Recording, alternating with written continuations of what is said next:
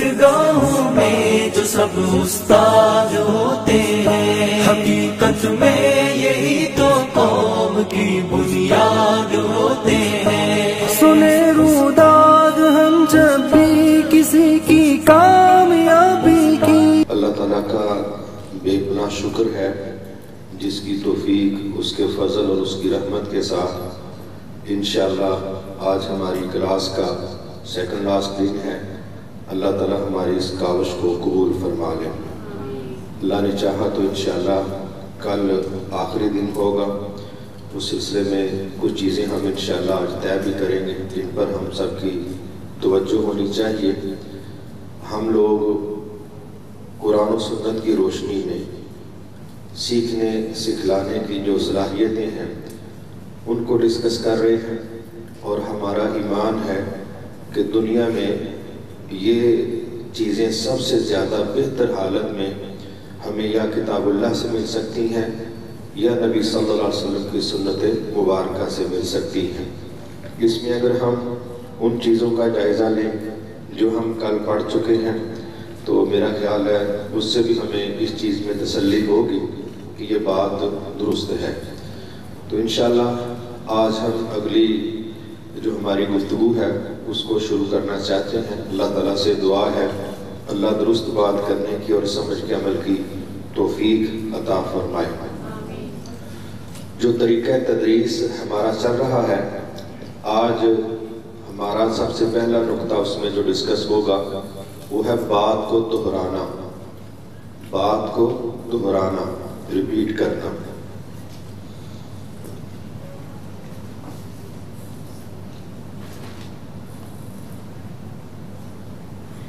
یہ جو طریقہ کار ہے بات کو دہرانے کا، اس میں قرآن مجید سے بھی ہمیں رہنمائی ملتی ہے اور اس میں نبی صلی اللہ علیہ وسلم کی حدیث مبارکہ سے بھی ہمیں رہنمائی ملتی۔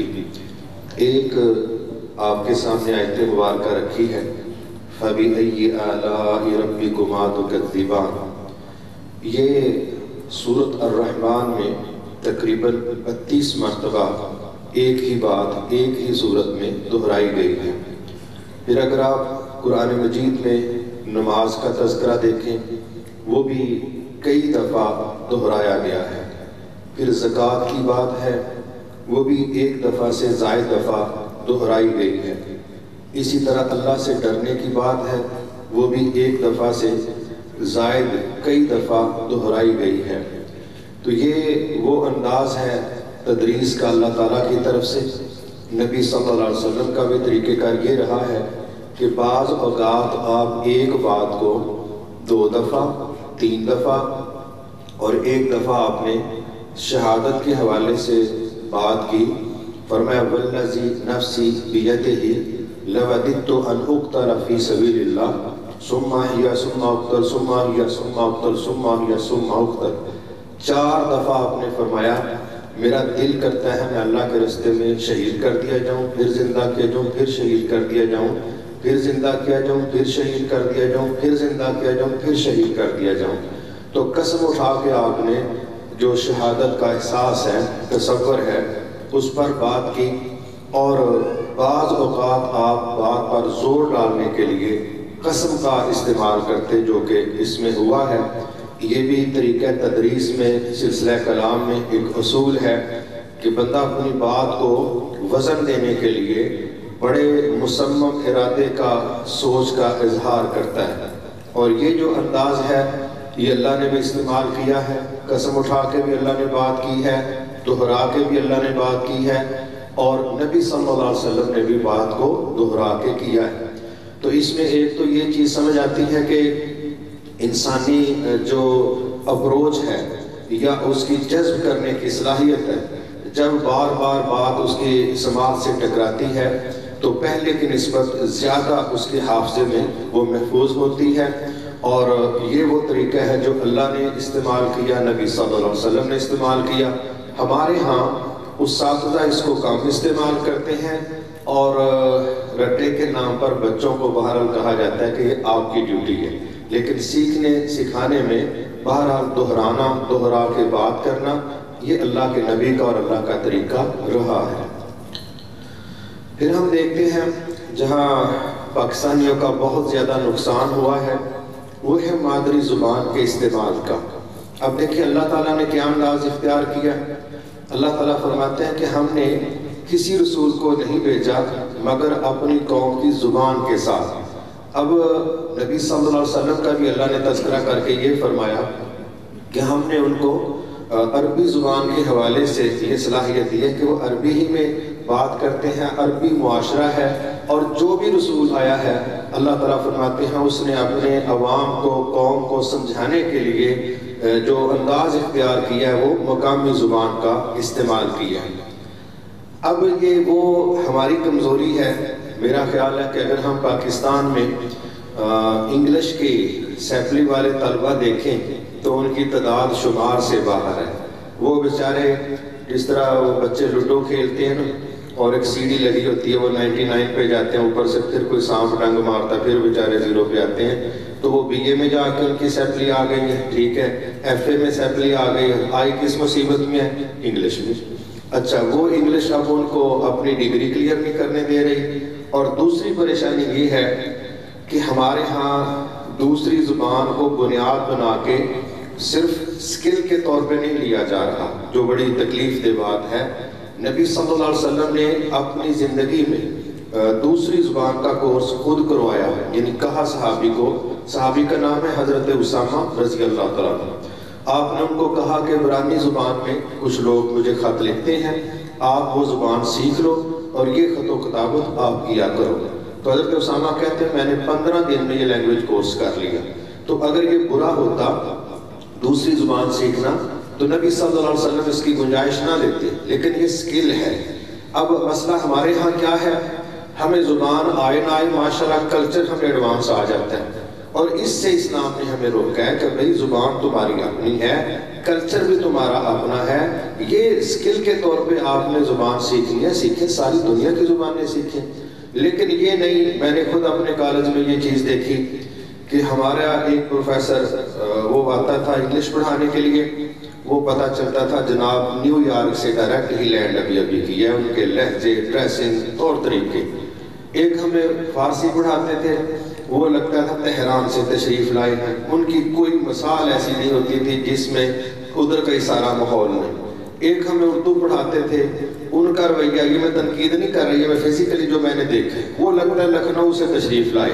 تو جس بندے نے جس لینگویج کا سبجیکٹ پکڑا ہے وہ اپنے ظاہری معاملات میں بھی ایسا تاثر دیتا ہے جیسے میں تو رہنے والا ہی ادھر کا ہوں، میرے تو سارے طور طریقے ہی وہ ہیں۔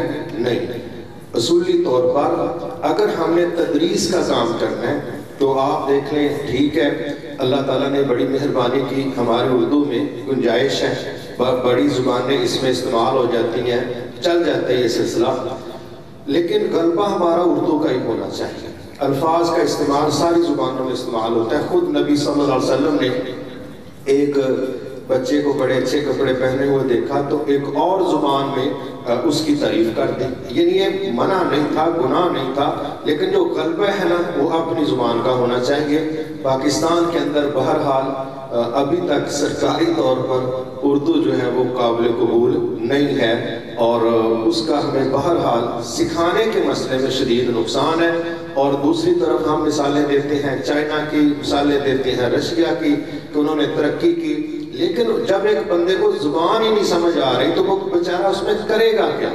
ہمارا ایک بھائی ادھر دوست ہے ہمارا، کہتا ہے میں پشاور گیا تو فجر کی نماز کے بعد رمضان المبارک میں درس ہوا کرتے تھے، بڑی بڑی دنیا وہاں جمع ہوتی تھی، تو رمضان المبارک میں وہ ہمارے بھائی عبداللہ ہیں، کہنے لگے کہ مجھے نا ایک ساتھی کہنے لگا ایک دیہات میں ہم نے جانا ہے، تو اس گاؤں میں نا بہت بڑی مسجد ہے، بڑی دنیا جمع ہے، تو آپ نے وہاں درس دینا ہے۔ کہتے ہیں گفتگو کرنے والے کو خوشی ہوتی ہے جب اس کے سامنے کچھ 4 افراد بیٹھے ہوتے ہیں۔ کہتے میں گیا تو مسجد بالکل زبردست طریقے سے بھری ہوئی، وہ لوگ ویسے بھی نماز زیادہ پڑھتے ہیں۔ کہتے ہیں بس پھر کیا تھا، فجر پڑھ کے میں نے 1 گھنٹہ درس دیا اور اپنی ساری قوت، ساری صلاحیت استعمال کرتا، لیکن رسپانس کوئی نہ آئی، نہ کوئی سبحان اللہ، نہ کوئی انا للہ، نہ کوئی الحمدللہ۔ بعد میں ہم نے کچھ فنڈ ریز کرنا تھا، اس حوالے سے بھی زیرو رسپانس. کہتے مجھے تو تریلی آ گئی. میں نے کہا کوئی بندے پر میری بات کا اثر ہی نہیں ہوا، یہ ہوا کیا ہے؟ کہتے ہیں جب وہاں سے نکلے تو جو مجھے لے گیا تھا وہ کہنے لگا بھائی عبداللہ ایک بات آپ سے کرنی تھی. میں نے کہا کیا؟ کہتا ہے یار مجھے یاد نہیں رہا، یہ جتنے لوگ بیٹھے تھے ان میں سے کسی کو اردو نہیں آتی. گھنٹہ کھپنے کے بعد وہ کہتا ہے اس میں سے یہ دیہاتی ایریا پیور پشتو بولتے ہیں، ان میں سے کسی کو اردو نہیں آتی. تو اب تو ہاتھ میں رہی کچھ نہیں کیا تھا، ماں سوائے لگتا تھا تو شور ہی ہو رہا ہے. تو زبان اگر ہماری اپنی ہوگی تو امید ہے ہم بات سمجھ آئیں گے. جب بات نہیں سمجھیں گے تو اس کا نتیجہ درست نہیں نکلے گا. ہمارا ایک اور بھائی ہے، وہ کہتا میں بالکل نیا سعودیہ گیا تو میں غیر قانونی کسی کے کہنے کے گھر میں رہ رہا تھا. ابھی گیا ہی تھا میں چند دن پہلے. تو وہ جو وہاں کا کفیل تھا نا وہ آ گیا. وہ جو ہی آیا تو اس نے مجھے دیکھا کہ کوئی نیا بندہ ہے، تو اس نے عربی میں لفظ بولا کہ بھئی کاما لگا لے کے آؤ کاما. کہتا مجھے سمجھ آئی کہ یہ ہتھوڑی مانگ رہا ہے. تو چونکہ وہاں لیبر کافی زیادہ تھی، کہتا ہے میں نے 2-3 کمرے دیکھے تو مجھے ایک جگہ سے ہتھوڑی ملی. کہتا ہے جو ہی میں ہتھوڑی لے کے اس کی طرف گیا اس نے دوڑ لگا دی اور اس نے فون کیا اس بندے کو جو وہاں ان کا ذمہ دار تھا. کہتا ہے مجھ پر حملہ ہو گیا، آپ کے بندہ میرے پیچھے ہتھوڑی لے کے چڑھ گیا. اس نے اس کو کہا کہ یار آپ پاگل ہو، مطلب وہ میرا کفیل ہے، آپ ہتھوڑی لے. کہتا ہے اس نے مانگی ہتھوڑی تھی. کہتا ہے کاما مانگ رہا تھا لیکن ان کا سٹائل یہ تھا. تو اب جب ہمیں سمجھ نہیں ہے تو پھر ہم نے اپنا موقف کیا سمجھانا ہے؟ لہٰذا نبی صلی اللہ علیہ وسلم عربی میں بات کر رہے ہیں، اللہ تعالیٰ عربی میں بات کر رہے ہیں، اور اللہ کرے کہ ہمیں یہ زیادہ آ جائے، جنتوں میں یہ زبان انشاءاللہ چلے گی. بہرحال جتنا پیار ہمارا دوسری زبانوں کے ساتھ ہے وہ سیکھنے سکھانے کے لحاظ سے ہو سکتا ہے، لیکن کلچر کو قبول کرنے کے لحاظ سے نہیں. ہمارا سارا کچھ اپنا ہے، اللہ ہمیں اس پر اکتفا کرنے کی توفیق دے. IMF کے تو محتاج ہو سکتے ہیں لیکن اسکل میں تو اللہ نے ہمیں بڑا کچھ دیا الحمدللہ. آگے جی ہلکا پھلکا مزاح، یہ بھی طریقہ تدریس کا ایک جز ہے جو نبی صلی اللہ علیہ وسلم استعمال کرتے تھے. ہمارے ہاں بعض اوقات خشک طبیعت اور خشک رویے، اور اس کا نقصان کیا ہے کہ ہم سکھانے والے کو فرسٹ امپریشن کے نام پر ایک ایسا تاثر دے دیتے ہیں کہ یہ تو خشک لکڑی ہے، یہاں آگ ہی لگنی ہے. باقی جو اگر آپ یہ سمجھیں کہ یہاں کوئی نرمی، وہ چیزیں ہمارے پاس نہیں ہیں. اب نبی صلی اللہ علیہ وسلم سے بڑھ کے سنجیدہ کوئی نہیں، نبی صلی اللہ علیہ وسلم سے بڑھ کے سنجیدہ کوئی نہیں. مگر صحابہ کہتے ہیں کہ آپ سے زیادہ مسکرانے والا ہم نے کوئی دیکھا ہی نہیں، آپ سے زیادہ مسکرانے والا ہم نے کوئی نہیں دیکھا. حتیٰ کہ آپ اندازہ کریں کہ آپ نے اس پر نام لے کے یہ بات کہہ دی کہ اپنے بھائی کو مسکرا کے ملنا صدقہ ہے. نہیں آپ کیش خرچ کر سکتے، نہیں آپ مال دے سکتے، آپ مسکرا کے ملیں تو یہ کیا ہے؟ صدقہ ہے. یہ ہماری الگ پریزنٹیشن ہے. مسکراہٹیں غائب کو اللہ نے کبھی موقع دیا تو اس پر انشاءاللہ بات کریں گے. لیکن یہ سمجھنے کی ایسی چابی ہے جو بے شمار کامیابیوں میں استعمال ہوتی، بے شمار کامیابیوں میں. لیکن مسکرائے گا تو وہی نا جس کے اندر کوئی نرمی ہوگی اور کوئی اس کا مزاج ایسا ہوگا. سخت دلوں والے کہاں مسکراتے ہیں، وہ تو دوسروں کی مسکراہٹیں چھیننے پر ان کا قبضہ گروپ ہوتا ہے. تو اللہ کے نبی صلی اللہ علیہ وسلم کا طریقہ کار کیا ہے؟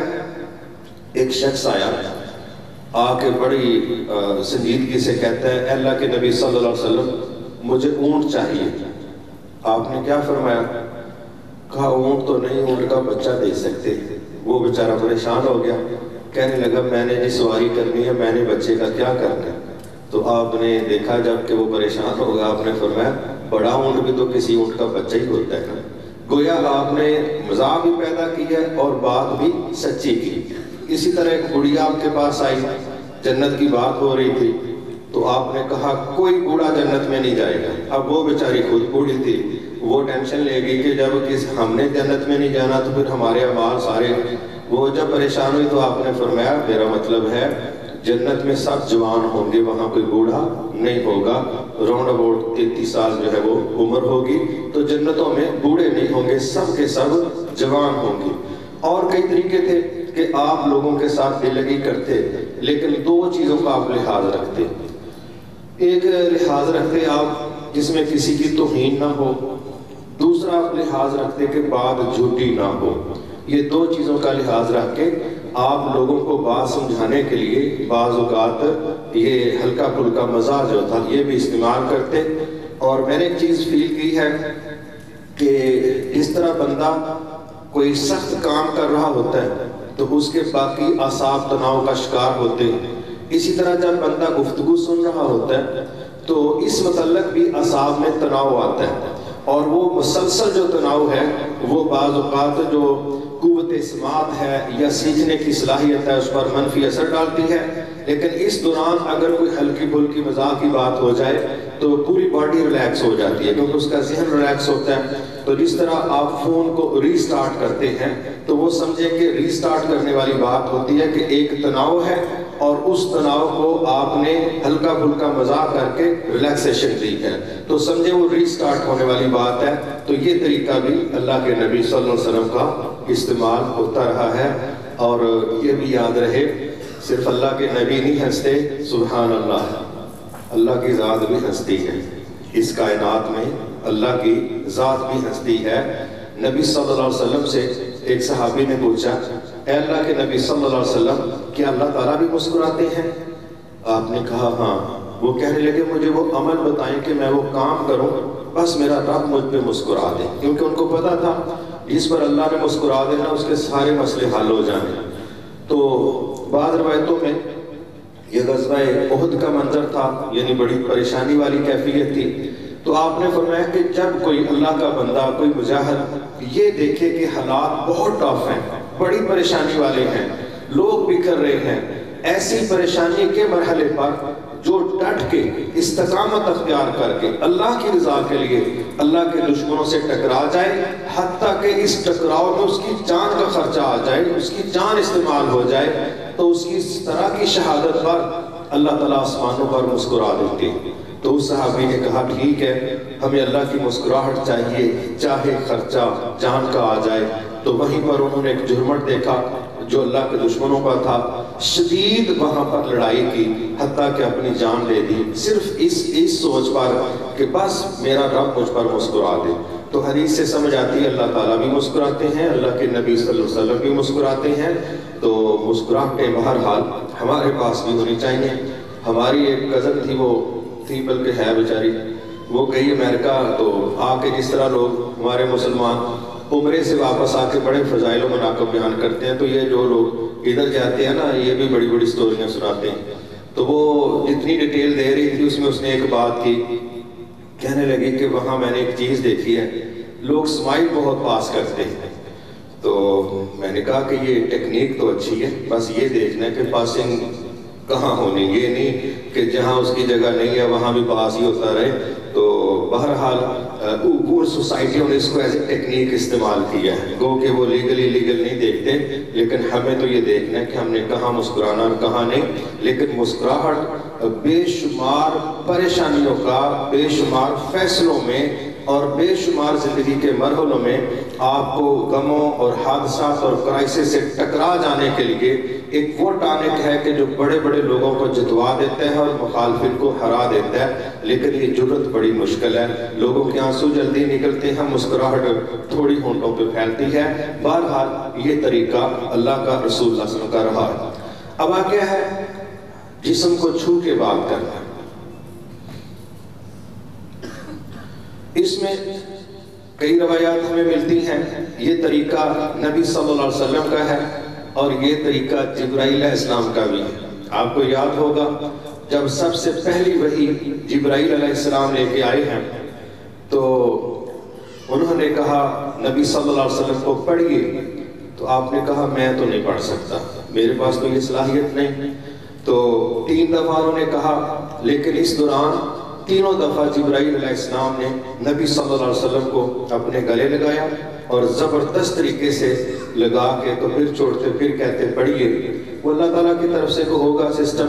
بہرحال ایک یہ منظر بھی ہمیں ملتا ہے جو نبی صلی اللہ علیہ وسلم سے ملتا ہے، وہ کیا ہے؟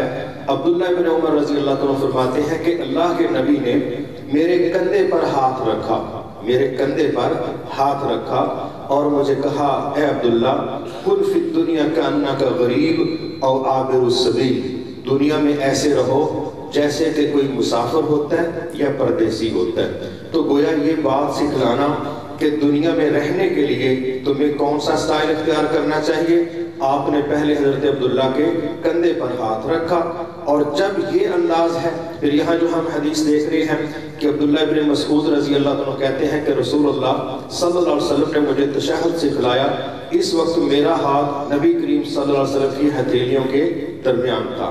گویا آپ نے صحابی کا ہاتھ پکڑا اور اپنے دونوں ہاتھوں میں رکھ کے تو پھر آپ نے ان کو تشہد کا طریقہ سکھلایا۔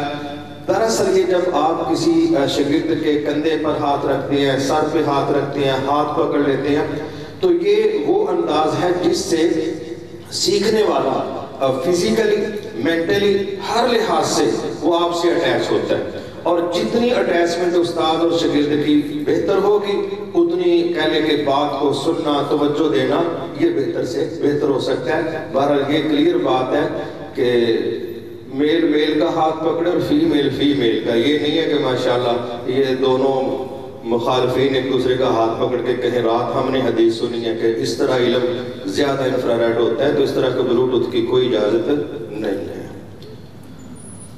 آگے ہے جی عمل کی ترغیب کہ ہمارا علم اس لیے نہیں ہونا چاہیے کہ بحث کریں، اس لیے نہیں ہونا چاہیے کہ میں لوگوں کے منہ بند کروا دوں، اس لیے نہیں ہونا چاہیے کہ لوگوں کو میں اپنی سی وی دکھا کے تو پریشرائز کروں، نہیں، یہ ہمارے علم کا مقصد نہیں۔ علم کا مقصد ہے عمل، عمل کے لیے پھر اللہ تعالیٰ نے ترغیب دی ہے، اس طرح کہ اللہ تعالیٰ نے لوگوں کو کہا کہ لوگوں اس جنت کی طرف دوڑو، دوڑو یا آرام سے آ جاؤ، کیا لکھا ہوا؟ دوڑو، اور دنیا کی طرف آرام سے جاؤ۔ دیکھو ہمارا انداز کیا ہے، یہ کوئی میری بات کا غصہ نہ کرے، بعض لوگ بڑے الٹے چلتے، بہت الٹ۔ مثلا نبی صلی اللہ علیہ وسلم نے مردوں کو کہا وہ اپنے ٹخنے ننگے رکھیں، مرد حضرات نماز میں ہو، نماز سے باہر ہو، ان کی شلوار، تہمت، پینٹ، ٹراؤزر جو وہ پہنتے ہیں ٹخنے ننگے ہوں، اور عورتوں کو کہا کہ وہ چھپا کے رکھیں۔ ماشاءاللہ یہاں مردوں کی شلواریں رول رہی ہوتی ہیں، اور خواتین کا آپ کو پتہ ہے فیشن کے نام سے بات کدھر جا رہی ہے، الٹ جن کو کہا گیا تھا ڈھانپنے ہیں وہ ننگے کر رہے ہیں، جن کو کہا گیا تھا ننگے رکھو وہ ڈھانپ رہے ہیں۔ اسی طرح دنیا داری کے حوالے سے ہمیں کہا گیا تھا انظروا الی من هو اسفل منکم، جو تم سے نیچے ہے اس کی طرف دیکھو، ولا تنظروا الی من هو فوقکم، جو تم سے اوپر ہے ان کی طرف نہ دیکھو۔ یہ ایک ڈکٹیشن ہے نبی صلی اللہ علیہ وسلم کی طرف سے۔ اور دین میں کہا گیا فاستبقوا الخیرات، دین میں مقابلہ کرو۔ اب ہم اپنی سوسائٹی کو دیکھیں، ہمارے مقابلے نیکی میں ہیں یا دنیا داری میں؟ یقین کریں، آپ مردوں کو دیکھیں، خواتین کو دیکھیں، نوجوانوں کو دیکھیں، پڑھے لکھے ان پڑھ سب کو دیکھیں، ہمارے سارے مقابلے موازنے دنیا داری میں ہیں، اور دین کی باری کوئی نکمہ بندہ ہم نے تلاش کیا ہوتا ہے مقابلے کے لیے، او دے نالوں تو چنگے ہیں نا، چلو پڑھنا پاؤں میں فجر دی ہوں جنا میرے نال دیا ہوں، وہ دے فجر دی بھی نہیں پڑھتا، اچھا تو پنجا نماز آنا کیوں نہیں چنیا مقابلے، تو جو ایک بندے والا لب لے کے نماز آنا، تو ہم دین کے معاملے میں نکمے بندے کی سلیکشن، تاکہ پہلے ہی بتاؤ میں فرسٹ پوزیشن میں ہوں، اور دنیا داری کے معاملے میں ہم اتنی جد و جہد، اور پھر اپنے شہر کے بڑے بڑے لوگوں کی، حتیٰ کہ ماشاءاللہ بعض والدین ارب پتیوں کی مثالیں دے رہے ہوتے ہیں، دنیا میں مقابلے ہیں، دین میں گزارے ہیں۔ اللہ کہتا ہے دین میں مقابلے کرو، دنیا میں گزارے کرو، لیکن وہ ہماری ہے نا حالت الٹا چلنے والی، تو پھر ہم الٹا چلتے ہیں، ویسے الٹے لٹک جاتے ہیں، پر مسئلے ہمارے حل نہیں ہوتے۔ تو یہاں جو لفظ ہے نا دوڑو، یہ بڑا توجہ طلب ہے کہ مغفرت کی طرف سلو نہیں آنا، مغفرت حاصل کرنے کے لیے روٹین میں نہ چلیں، دنیا کے حصول کے لیے نارمل چلیں، اور جب باری آئے مغفرت کے حصول کی تو دوڑ لگاؤ، جتنی محنت ہو سکتی ہے کرو۔ تو یہاں عمل کا جو ذہن دیا گیا ہے وہ ترغیب بھی ہے، احساس بھی ہے، لیکن اس کے لیے سپیڈ پر بھی بات کی گئی ہے تاکہ ہم اس میں آگے بڑھ سکیں۔ پھر یہاں پر ایک چیز ہے باڈی لینگویج کا استعمال۔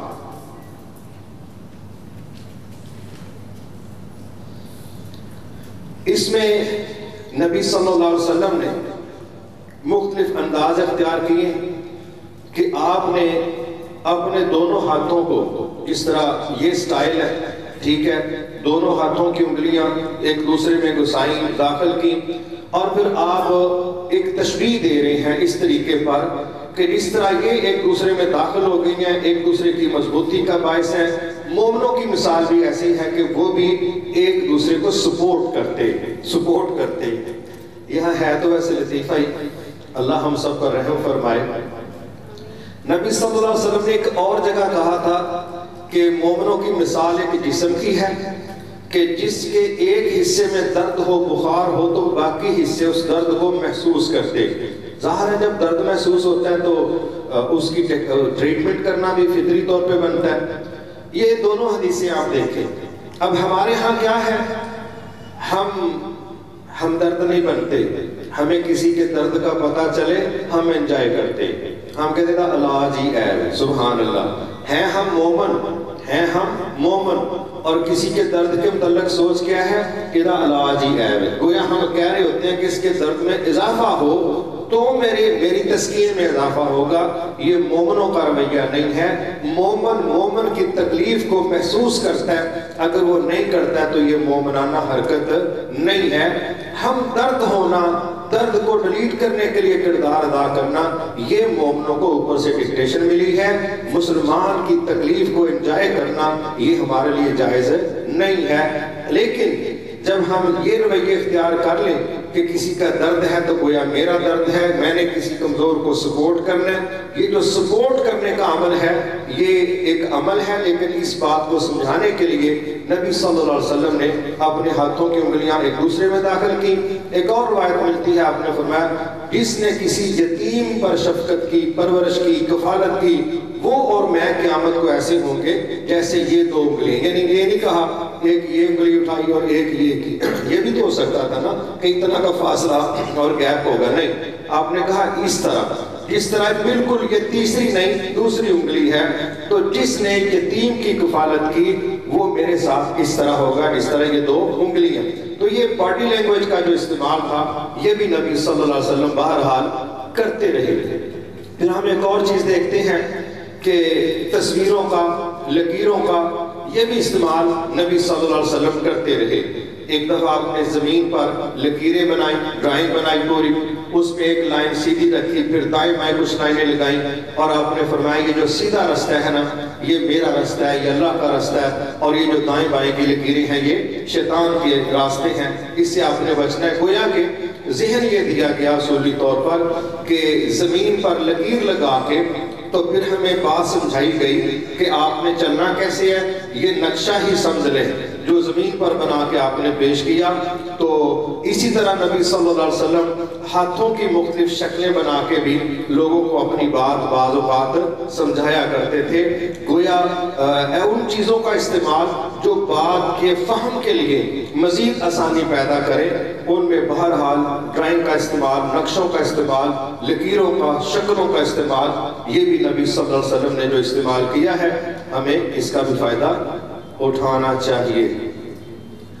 پھر آپ کا ایک طریقہ رہا ہے گفتگو میں ٹھہراؤ، گفتگو میں ٹھہراؤ۔ آپ دیکھتے ہیں کہ وہ تقریر جو چوک میں، چوراہے میں ہوتی، وہاں آپ سپیڈ سے گفتگو کریں تو وہ چل جاتی، کیونکہ وہاں مقصد ترغیب دینا، اٹھانا، کھڑا کرنا، سادے لفظوں میں لوگوں کو جذباتی کر کے کسی مسئلے پر کھڑا کرنا ہوتا ہے۔ لیکن یہ جو عمل ہے تدریس کا، تدریس میں مشین گن نہیں چل سکتی۔ تدریس میں تیزی والا جو رویہ ہے یہ طالب علموں کو ڈسٹرب کرتا ہے۔ ایک بات کو بیچارے ایک بات تک پہنچتے ہیں تو اتنی دیر میں اگلی 3-4 باتیں کر دیتے ہیں، تو سیکھنے والا، سننے والا، لکھنے والا وہ کیا کرے گا؟ لہٰذا جو ٹھہراؤ ہے یہ بھی اللہ کے نبی صلی اللہ علیہ وسلم کا گفتگو کا طریقہ کار رہا ہے۔ اور اگر ہم دیکھیں کہ قرآن مجید میں آپ دیکھتے ہیں کہ ہر آیت اس کے بعد ایک گول دائرہ لگا ہے، فل سٹاپ سمجھے اسے، وہ بھی کیا ہے کہ یہاں بات رکے، اور وہ جو بات آیت کے بعد رک رہی ہے وہ سوچنے کا، غور و خوض کرنے کا طالب علم کو، سیکھنے والے کو موقع دیا جا رہا ہے کہ بھئی ہماری بات یہاں ٹھہر گئی ہے، اب آپ پچھلی پر غور کر لو، اس کے بعد ہم اگلی پڑھ رہے ہیں۔ تو یہ جو ٹھہراؤ ہے اگر تدریس میں اس کو استعمال کیا جائے تو طالب علم آسانی کے ساتھ بات کو سمجھ سکتے ہیں، کوئی پوائنٹ نوٹ کرنا ہو تو وہ نوٹ کر سکتے ہیں۔ تو گفتگو میں جو ٹھہراؤ ہے یہ بھی اللہ کے نبی کا طریقہ رہا ہے تاکہ طلبہ کو، سیکھنے والوں کو اس میں بہرحال آسانی رہے۔ ابھی ایک سوال ہوا تھا یہاں، سزا کا جو تصور ہے وہ کیا ہے؟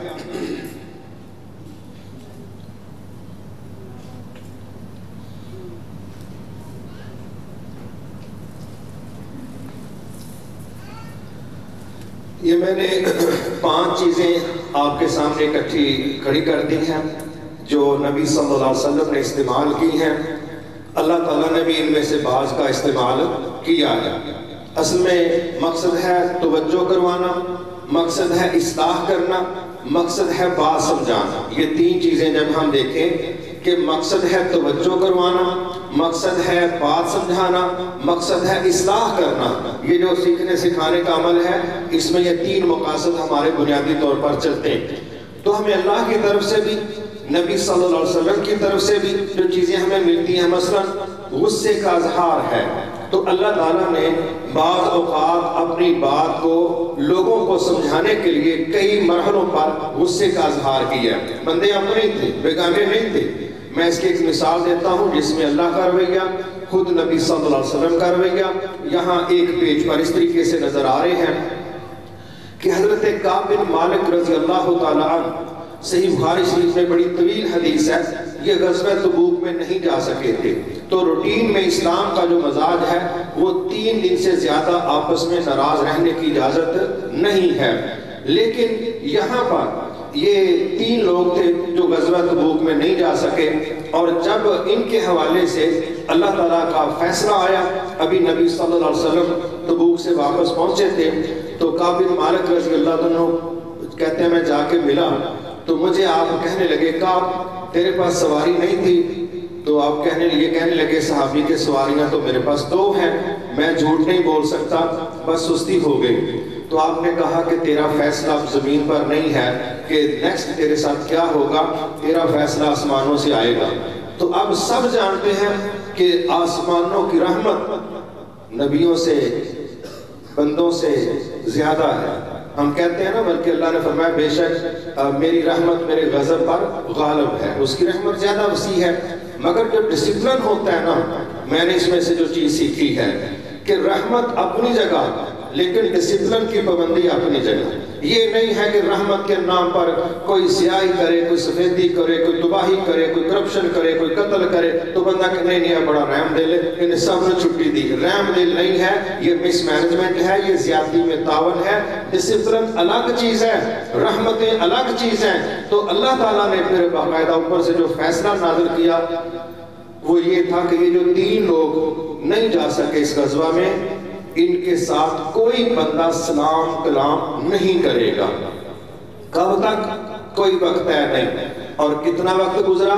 50 دن کا بائیکاٹ تھا، 50 دن کا۔ اور کعب بن مالک کہتے ہیں میں تمام جنگوں میں شریک تھا ماں سوائے غزوہ تبوک کے۔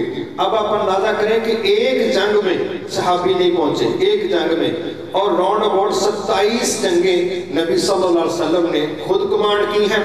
اگر وہ جنگیں دیکھیں جن میں صحابہ کو بھیجا ہے تو وہ ساری ملا کے تو 87 بنتی ہیں۔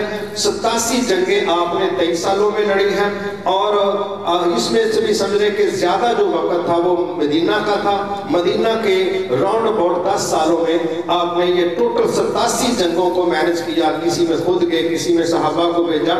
تو صحابی کہتے ہیں کہ میں صرف ایک جنگ میں نہیں جا سکا تبوک میں، بدر میں ویسے ہی پلان نہیں تھا تو اس میں نہ جانا جانے والوں پر اللہ نے ناراضگی کا اظہار نہیں کیا، مگر اس ایک جنگ سے مس ہونے کا نتیجہ مجھے کیا ملا؟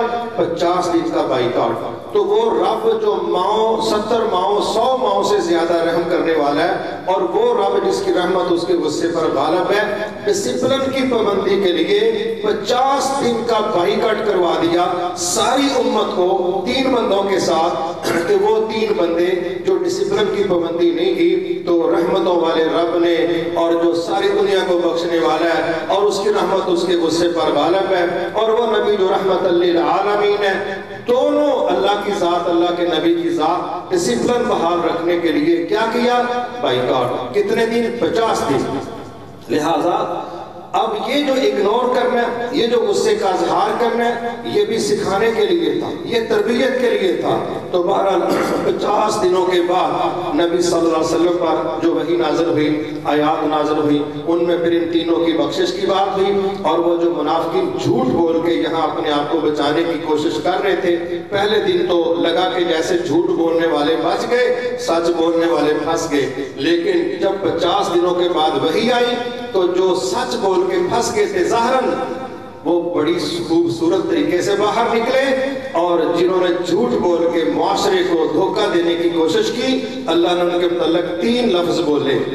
آپ بھی اس کو پڑھیے گا، جو ہے ریاض الصالحین میں امام نووی رحمۃ اللہ علیہ نے، اور اسی طرح صحیح بخاری شریف میں یہ واقعہ بڑے اسباق دینے کا باعث ہے۔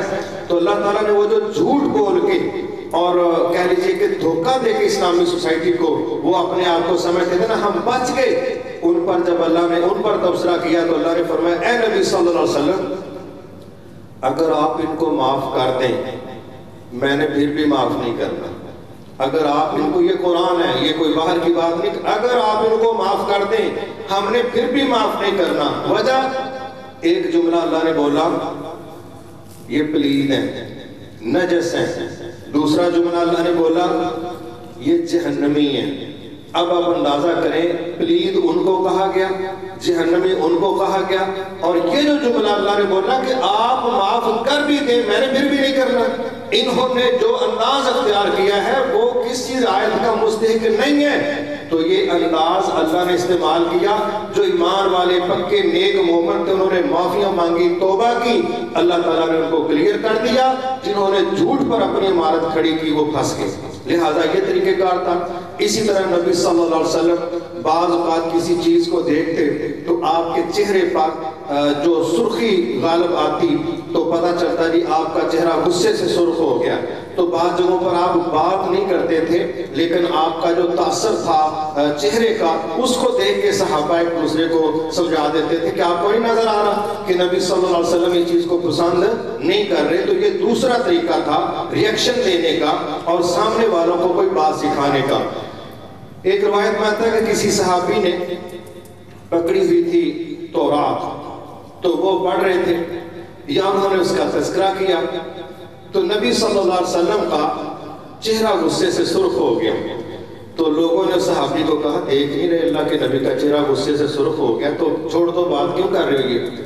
تو انہوں نے کہا کہ میں نا اصل میں یہ اس لیے کہہ رہا تھا کہ تورات میں بھی بڑی بڑی اچھی باتیں ہیں، تو اس کی سند کا تو مجھے صحیح علم نہیں حدیث کا، لیکن وہاں پر آپ نے ایک بات کی، آپ نے کہا یہ تورات کی بات ہے نا، اگر آج موسیٰ علیہ السلام بھی یہاں ہوتے نا، موسیٰ علیہ السلام بھی، ان کی نجات بھی تب ہونی تھی جب میری پیروی کرتے، میرے آنے کے بعد کسی نبی کی نبوت نہیں چل سکتی۔ یہاں اس سے ایک اور واضح بات میں بتا دوں جڑی ہوئی ہے، ہمارا ایمان ہے کہ عیسیٰ علیہ السلام قیامت کو آئیں گے، ہمارا ایمان ہے کہ عیسیٰ علیہ السلام قیامت کو آئیں گے، مگر کیا وہ اپنی شریعت چلائیں گے؟ کیا وہ اپنے رولز لے کے آئیں گے؟ نہیں، بلکہ وہ کیا کریں گے؟ وہ نبی صلی اللہ علیہ وسلم کی ہی شریعت کو سپورٹ کریں گے، انہی کو سپورٹ کریں گے۔ تو یہاں میں بس اتنی بات ضمن کہنا چاہتا ہوں، میرے بھائی میری بہنیں جو سن رہے ہیں وہ تھوڑا اس کو بھی سمجھیے گا کہ جب ہمارے نبی کی موجودگی میں عیسیٰ علیہ السلام آئیں، ہمارے نبی کے آنے کے بعد، عیسیٰ علیہ السلام رسول ہیں، نبی اور رسول میں تھوڑا فرق ہے۔ رسول ہوتا ہے نیا سسٹم لے کے آتا ہے، نئی شریعت لے کے آتا ہے، اور رسول پہلے سے جو نبی ہوتا ہے وہ پہلے سے موجودہ رسول کے سیٹ اپ کو سپورٹ کرتا ہے. سارے نبی رسول نہیں ہوتے لیکن سارے رسول نبی بھی ہوتے ہیں اور رسول بھی ہوتے ہیں. تو رسول جو ہے وہ سسٹم لے کے آتا ہے, نئی ڈکٹیشن لے کے آتا ہے, نیا سیٹ اپ لے کے آتا ہے, اور جو نبی ہوتا ہے وہ پہلے سے موجودہ سیٹ اپ طریقہ کار اس کو سپورٹ کرتا ہے. تو عیسیٰ علیہ السلام کا شمار رسولوں میں ہوتا ہے, رسولوں میں, ہمارا ان پر بھی ایمان ہے. اب وہاں یہ بات سمجھائی جا رہی ہے کہ عیسیٰ علیہ السلام اللہ کے رسول ہیں, قیامت کو آئیں گے, مگر اپنی بات نہیں, اپنا قانون نہیں, بلکہ وہ کہیں گے جو محمد صلی اللہ علیہ وسلم نے فرما دیا ہے ہم سب ان کے پابند ہیں. جب ہمارے نبی کے آنے کے بعد عیسیٰ علیہ السلام اپنا طریقہ کار پیش نہیں کر سکیں گے تو پھر سمجھ رہے ہمیں بھی اپنے نبی کے مقابلے میں مجھے فلاں سے محبت ہے, میں فلاں کا فین ہوں, میں فلاں کے پیچھے چلتا ہوں, فلاں بڑا کرنے والا ہے, فلاں بڑا نیک, نہ یہ سب اپنی اپنی جگہ پر. جہاں ہمارے نبی کی بات آ جائے گی وہاں نہ ہمارے باپ کی بات چلے گی, نہ ماں کی چلے گی, نہ بیوی کی چلے گی, نہ اولاد کی چلے گی, نہ کسی جبے کبے والے کی چلے گی. بس جہاں نبی کی بات آ گئی باقی سب پیچھے ہیں. یہ رویہ ہوگا تو سمجھ لیں کہ ہم نے صحیح معنوں میں اتباع رسول صلی اللہ علیہ وسلم کا حق ادا کیا ہے. یہ ہمارے لیے مفید ہے. تو اسی طرح ایک اور بندہ تھا, اس نے جب غلطی کی تو اللہ کے نبی نے اس کی ذمہ داری سے ڈسمس کر دیا. تو بعض اوقات لوگوں کو سبق سکھانے کے لیے, تدریس کے لیے نبی صلی اللہ علیہ وسلم نے اس کی ذمہ داری ختم کر دی. یہ سوسائٹی کے لیے بھی سبق ہوتا ہے, اس بندے کے لیے بھی. عمر فاروق رضی اللہ عنہ کا ایک گورنر تھا, اس کے کوئی معاملات سامنے آئے تو انہوں نے اس گورنر کو بلا کے تو اس کو گرم لباس دیا, بڑا گرم, اور وہ گرم لباس دے کے ساتھ بکریوں کا ایک ریوڑ دیا. کہا گورنر شپ ختم, یہ بکریوں کا ریوڑ پکڑو اور یہ آپ کی ڈریسنگ ہے جو نئی ہے, چلو شاباش پہاڑوں کے اندر جا کے اپنا کام کرو. اب ادھر سے ڈیوٹی ختم کر دی, ادھر نیا کورس شروع کروا دیا. تو وہ بندہ بیچارہ تر لے منتیں, جی آئندہ نہیں ہوگا, یہ نہیں ہوگا. تو انہوں نے کہا چلیں ٹھیک ہے, لیکن یہ طریقہ کار ڈیوٹی سے ڈسکنیکٹ کرنا, نیا کام دے دینا, یہ بھی بعض اوقات انسانوں کی تربیت کے لیے ہوتا ہے. اور میں سمجھتا ہوں کہ انسانوں کو اس پر غصہ نہیں کرنا چاہیے. چھوٹے حادثے بڑے حادثات سے بچانے کا باعث ہوتے ہیں. تو اگر ہم چھوٹے حادثات کو نارمل اس طریقے پر قبول کر لیں کہ اس میں میری خیر ہے, میری بقا ہے, پھر ہم بلنڈر مارنے سے بچ سکتے ہیں جو شاید ہماری زندگی کا ویسے ہی آخری حادثہ ہو. اللہ تعالیٰ ہمیں اس سے محفوظ فرمائے. اسی طرح کبھی کبھی اللہ کے نبی صلی اللہ علیہ وسلم کسی کو ڈانٹ بھی دیتے تھے. اسی طرح یہ جو نظر انداز کرنے والا کام ہے, بہرحال میں سمجھتا ہوں یہ جو صحیح بخاری شریف کی حدیث ہے اس میں ایک طریقہ ہمیں یہ بھی ملتا ہے کہ کعب بن مالک رضی اللہ عنہ فرماتے ہیں کہ میں مسجد میں جب آتا, نبی صلی اللہ علیہ وسلم بھی وہاں پر موجود ہوتے, تو آپ مجھے دیکھ رہے ہوتے, مگر جب میں آپ کی طرف دیکھتا آپ فوری چہرہ پھیر لیتے. کہتے یہ منظر میرے دل پر بڑا تکلیف والا گزرتا تھا کہ جب میں نہیں دیکھ رہا ہوتا مجھے ویسے احساس ہوتا کہ اللہ کے نبی مجھے دیکھ رہے ہیں, کیونکہ کیس چل رہا تھا نا عدالت میں. اور دوسری طرف اللہ کے نبی صلی اللہ علیہ وسلم جب دیکھتے کہ کعب بن مالک نے مجھ سے نظریں ملانے کی کوشش کی تو آپ نظریں پھیر لیتے, آپ وہاں چہرہ دوسری طرف کرتے, نظر انداز کرتے.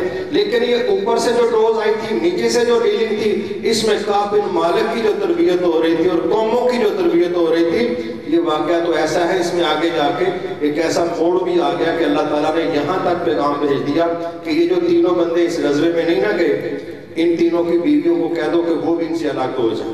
حالانکہ بیویاں کہہ سکتی تھیں کہ جی ہمارا تو کوئی ایسا ویسا مسئلہ نہیں, غلطی ان کی ہے تو ہمارا معاملہ. بس اسلام نے کہا کہ آپ بھی الگ ہو جاؤ. ایسا بائیکاٹ کروایا کہ بیویاں بھی الگ کروا دیں. لیکن وہ واقعہ اب قیامت تک اہل ایمان کے لیے بہت زیادہ اسباب کا حامل ہے کہ کس طریقے سے نظر انداز کروا کے ان تینوں کی اصلاح نہیں ہوئی, پوری سوسائٹی کی اصلاح ہوئی. تو یہ بھی طریقہ کار ہے.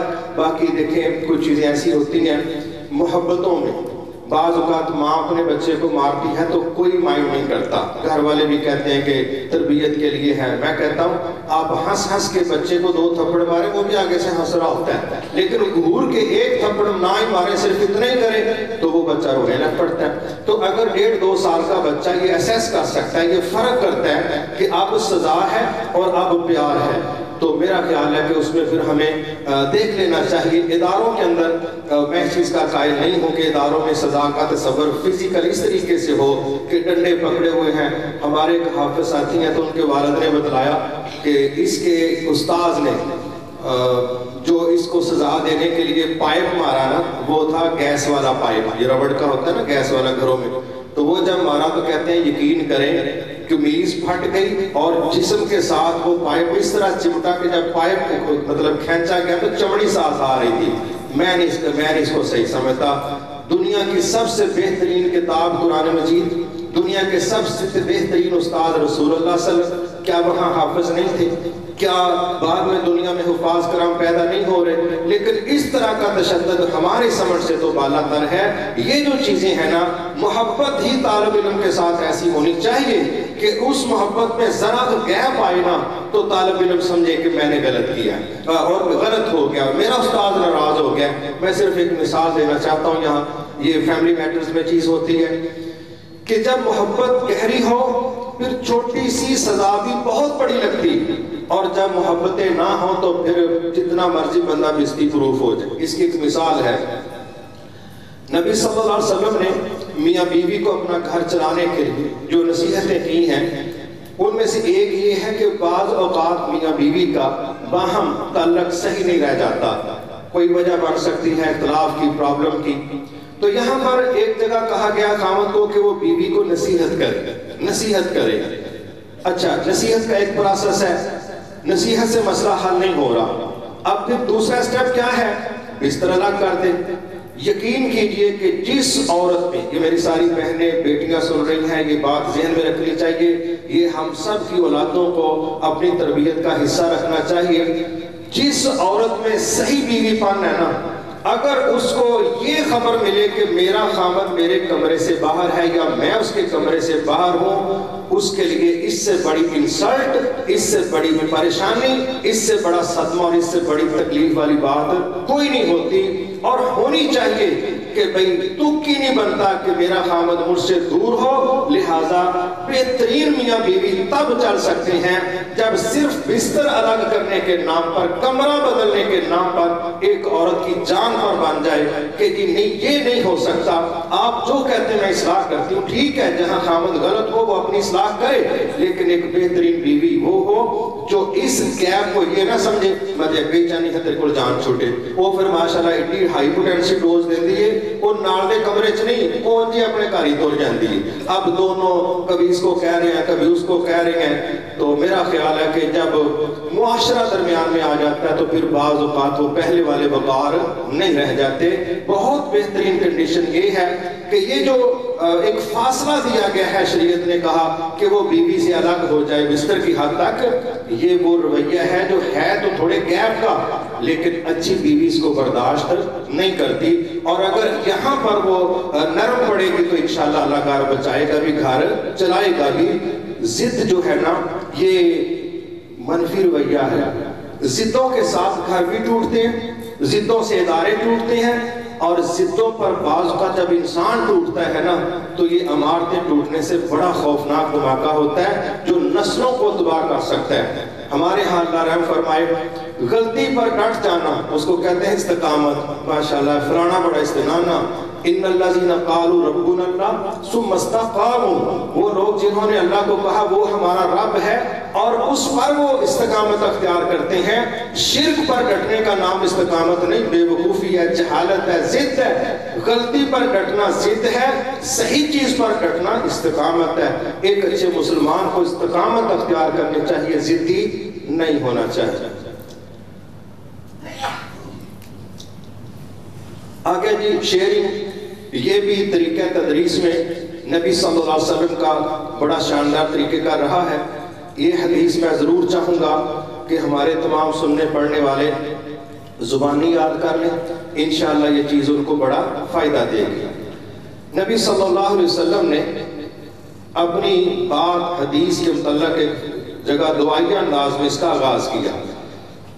فرمایا اللہ تعالیٰ اس بندے کے چہرے کو تر و تازہ رکھے, اللہ اس بندے کے چہرے کو تر و تازہ رکھے کہ جس نے مجھ سے کوئی بات سنی اور بعض روایتوں میں آتا ہے کہ پھر اس کو یاد کیا اور پھر اس کو دوسروں تک ویسے ہی پہنچایا جیسے میں نے کہا تھا. یہ نہیں ہے کہ نام میرا لے دیا اور بات اپنی کر دی اور کہا رسول اللہ نے فرمایا. نہیں، نعوذ باللہ. 2-3 باتیں ہو رہی ہیں. دوسری حدیث سے جو بات سمجھ آتی ہے کہ آپ نے فرمایا اللہ اس کے چہرے کو تر و تازہ رکھے جس نے مجھ سے کوئی بات سنی ایک اور روایت کے مطابق اور اس کو یاد کیا اور اس روایت کے مطابق پھر اس کو لوگوں میں شیئر کیا. ہو سے مراد جیسے میں نے کہا تھا ویسے ہی آگے بیان کر دیا. اب یہ جو شیئرنگ ہے نا، اس حدیث میں 3 باتیں ہمیں طریقہ تدریس کی اکٹھی ہی مل جاتی اور میں سمجھتا ہوں ہم جتنی بھی باتیں لمبی کریں ایک ایک حدیث بعض اوقات وہ ساری ضرورتیں ہماری پوری کر دیتی. وہ کیا ہے؟ پہلا ہے سننا. تو میں آپ سے یہ بات کر چکا ہوں کہ جو سماعت ہے نا، بیسٹ لسنر جو ہے اس کی خوبیاں کیا ہے. آئیڈیل جو سننے والا ہے اس کو کن چیزوں کا لحاظ رکھنا چاہیے تاکہ پتہ چلے کہ صحیح سننے والا ہے. ایک چیز. دوسرا ہے یاد کرنا. یاد کرنے میں آپ کو لکھنا پڑے گا، یاد کرنے میں آپ کو دہرانا پڑے گا، یاد کرنے میں آپ کو رٹا بھی لگانا پڑے گا، یاد کرنے میں آپ کو اپنے آپ کو ان چیز سنانا پڑے گا. اور ان میں سے ایک کیا ہے؟ شیئرنگ. کہ جو بات آپ نے سنی ہے، لکھی ہے، اپنے تک نہ رکھیں، فوری دوسرے سے شیئر کر لیں یا جب موقع ملے شیئر کریں. جو شیئرنگ کے بعد حافظے میں بات بیٹھتی ہے وہ سنگل دماغ میں رکھ کے نہیں بیٹھتی. یہ جو حفاظ کرام اپنے استاذ کو منظر سناتے ہیں، سب کی سناتے ہیں، کیا ہو رہا ہوتا ہے؟ یہ شیئرنگ ہو رہی ہوتی ہے کہ جو میں کہہ رہا ہوں آپ اس کی تصدیق کرتے ہیں. تو دنیا کی واحد کتاب ہے جو زیر زبر لہجے لفظوں سمیت بچے چھوٹی عمر میں 100% یاد کر لیتے ہیں. 100%. جب یہ بات کہی جاتی ہے کہ فلاں قاری صاحب نے مکمل قرآن سنایا تو ماشاءاللہ کن کے ان کی 30 پاروں میں 10 غلطیاں تھیں، تو انتہا ہو جاتی ہے سوچنے کی یا اللہ ایسا حافظہ اور اللہ کی وہ برکت، اور دنیا میں کسی اور کتاب کو یہ اعزاز حاصل نہیں. لیکن اس لیول کا معاملہ کہ 30 پارے سنانے ہیں، 30 دنوں میں سنانے ہیں اور زیر زبر کا بھی لحاظ رکھنا ہے، یہ وہ عمل ہے جو بار بار ایک شاگرد اپنے استاذ کو اتنی دفعہ سناتا ہے پھر دہراتا ہے. رمضان کے اندر روزانہ خود دہراتا ہے. ہمارے حافظ عبدالسلام بن محمد اللہ تعالیٰ ان پر کروڑوں رحمتیں کرے، پتا چلا کہ وہ ایک دن میں 3 پارے ڈیلی اپنے بچوں کو سناتے تھے. اب جس بندے نے 3 پارے سنانے ہیں اس کی 10 دنوں میں پورے قرآن کی دہرائی ہو جائے گی. اب وہ شیئرنگ بھی کر رہے ہیں، دہرائی بھی کر رہے ہیں، اور ساتھ یہ تھا چونکہ وہ عالم دین ہے تو مسائل بھی قرآن و سنت کی روشنی میں اخذ کرنا بہت زیادہ آسان ہے. ہمارے ہاں تو 3 پارے زبانی پڑھے ہمیں سال گزر جاتا ہے. رمضان میں ماشاءاللہ ہمارا تعلق اچھا ہوتا ہے اور رمضان کے بعد ہم مصروف ہوتے ہیں. اللہ ہماری اصلاح فرمائے اور ہمیں کتاب اللہ سے جوڑ دے. تو یہ جو شیئرنگ ہے نا، اس کا ایک طریقہ کار یہ بھی ہو سکتا ہے کہ بعض اوقات میں دیکھتا ہوں ہم کوئی اچھی بات ہمیں کہیں سے مل جاتی ہے، پڑھ رہے ہوتی ہیں، سکرولنگ میں کوئی چیز آ جاتی ہے، بک میں کوئی آ جاتی، اس کا فوری میں ایک طریقہ اختیار کرتا ہوں کہ جو میرے ساتھ کوئی گاڑی میں بیٹھا ہے، کوئی مجلس میں بیٹھا ہے، کوئی بھی بیٹھا ہے نا، تو میں اس واقعہ کو اونچی آواز میں ان کو سنا دیتا ہوں جو میں نے پڑھا. اب اس کا فائدہ یہ ہے کہ وہ میرے حافظے میں پہلے سے بہتر کنڈیشن میں ثبت ہو جاتا ہے، پرنٹ ہو جاتا ہے. اور پھر جو انسانی دماغ کا گوگل ہے نا، یہ سپر کمپیوٹر سے بھی زیادہ اللہ نے تیز بنایا، کیونکہ سپر کمپیوٹر انسان نے بنایا، کمپیوٹر نے تو انسان کو نہیں نہ بنایا. تو انسان کی صلاحیت تمام چیزوں سے زیادہ ہے، صرف اس میں ترتیب جو ہے نا اس کا تھوڑا لحاظ رکھ لیا جائے، کوئی طریقہ کار یہ جو شو ہوئے تھوڑا ان کا مطلب لحاظ رکھ لیا جائے تو امید اللہ آسانی دے گا. تو شیئرنگ جو ہے نا وہ طالب علم کے ساتھ، ٹیچر کے ساتھ، دوست کے ساتھ، یہ بھی اس کا بہرحال بہترین حصہ ہے. یہاں ایک چیز آ گئی ہے گروپ ڈسکشن.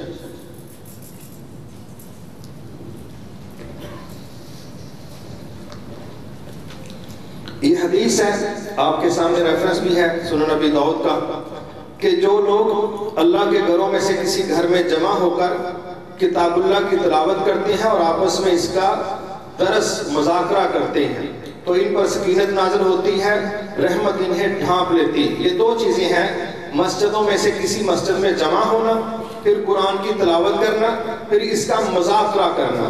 آپس میں شیئرنگ ہے، گروپ ڈسکشن ہے.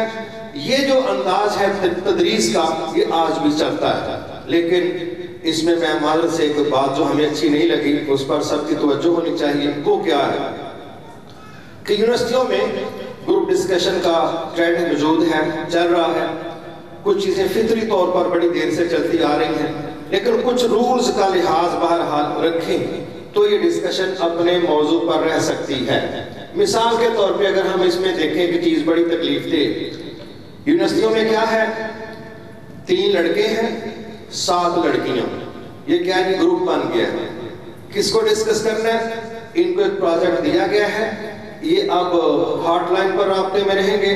یہ لیگل گروپ ہے، ماں باپ کو کوئی اجازت نہیں اس پر بات کریں، اداروں کو کوئی اجازت نہیں، تھرڈ پرسن کو کوئی اجازت نہیں. اب موضوع ان کا کوئی ہے اور ڈسکس کوئی اور ہو رہی ہے، کتاب کھلی کی کھلی رہ گئی. اب وہ جو ان کا ایک کنیکشن ہم نے بنا دیا نا خام خواہ کا کہ رات کے 3 بجے ہیں اور ماشاءاللہ گروپ آپس میں آن لائن ہے. سبحان اللہ، یہ کون سا پروجیکٹ ہے اس کا خطرہ تھا کہ صبح پاکستان ہی نہ ٹوٹ جائے یا کوئی بہت بڑے پلازے نہ روڈ پر آ گرے اور سینکڑوں لوگ نہ مارے جائیں. 3 بجے گروپ ڈسکس کر رہا ہے اور موضوع کتاب ہے؟ نہیں، موضوع وہ نہیں ہے. نبی صلی اللہ علیہ وسلم نے ایک اور بات اس میں سمجھائی، وہ ہم اس کو سوچ سکتے ہیں. آپ نے فرمایا جب 2 نامحرم اکٹھے ہوتے ہیں نا، 2 نامحرم اکٹھے ہوتے ہیں، وہ 2 نہیں ہوتے، وہاں تیسرا شیطان ہوتا ہے، تیسرا شیطان ہوتا ہے. تو کیا کبھی ایسا ہوا ہے کہ شیطان لوگوں کو یہ کہے کہ میرا خیال ہے تہاڈی اشراق کی نماز رہ گئی ہے، 2 اکٹھے جو ہوئے تھے پڑھ ہی لو، یا وہ یہ کہے کہ ماشاءاللہ تسی بہت اچھے لوگ ہو، آج تسی تلاوت نہیں کی تھی، قرآن کی تلاوت کر لو. نہ یہ نہیں ہونا.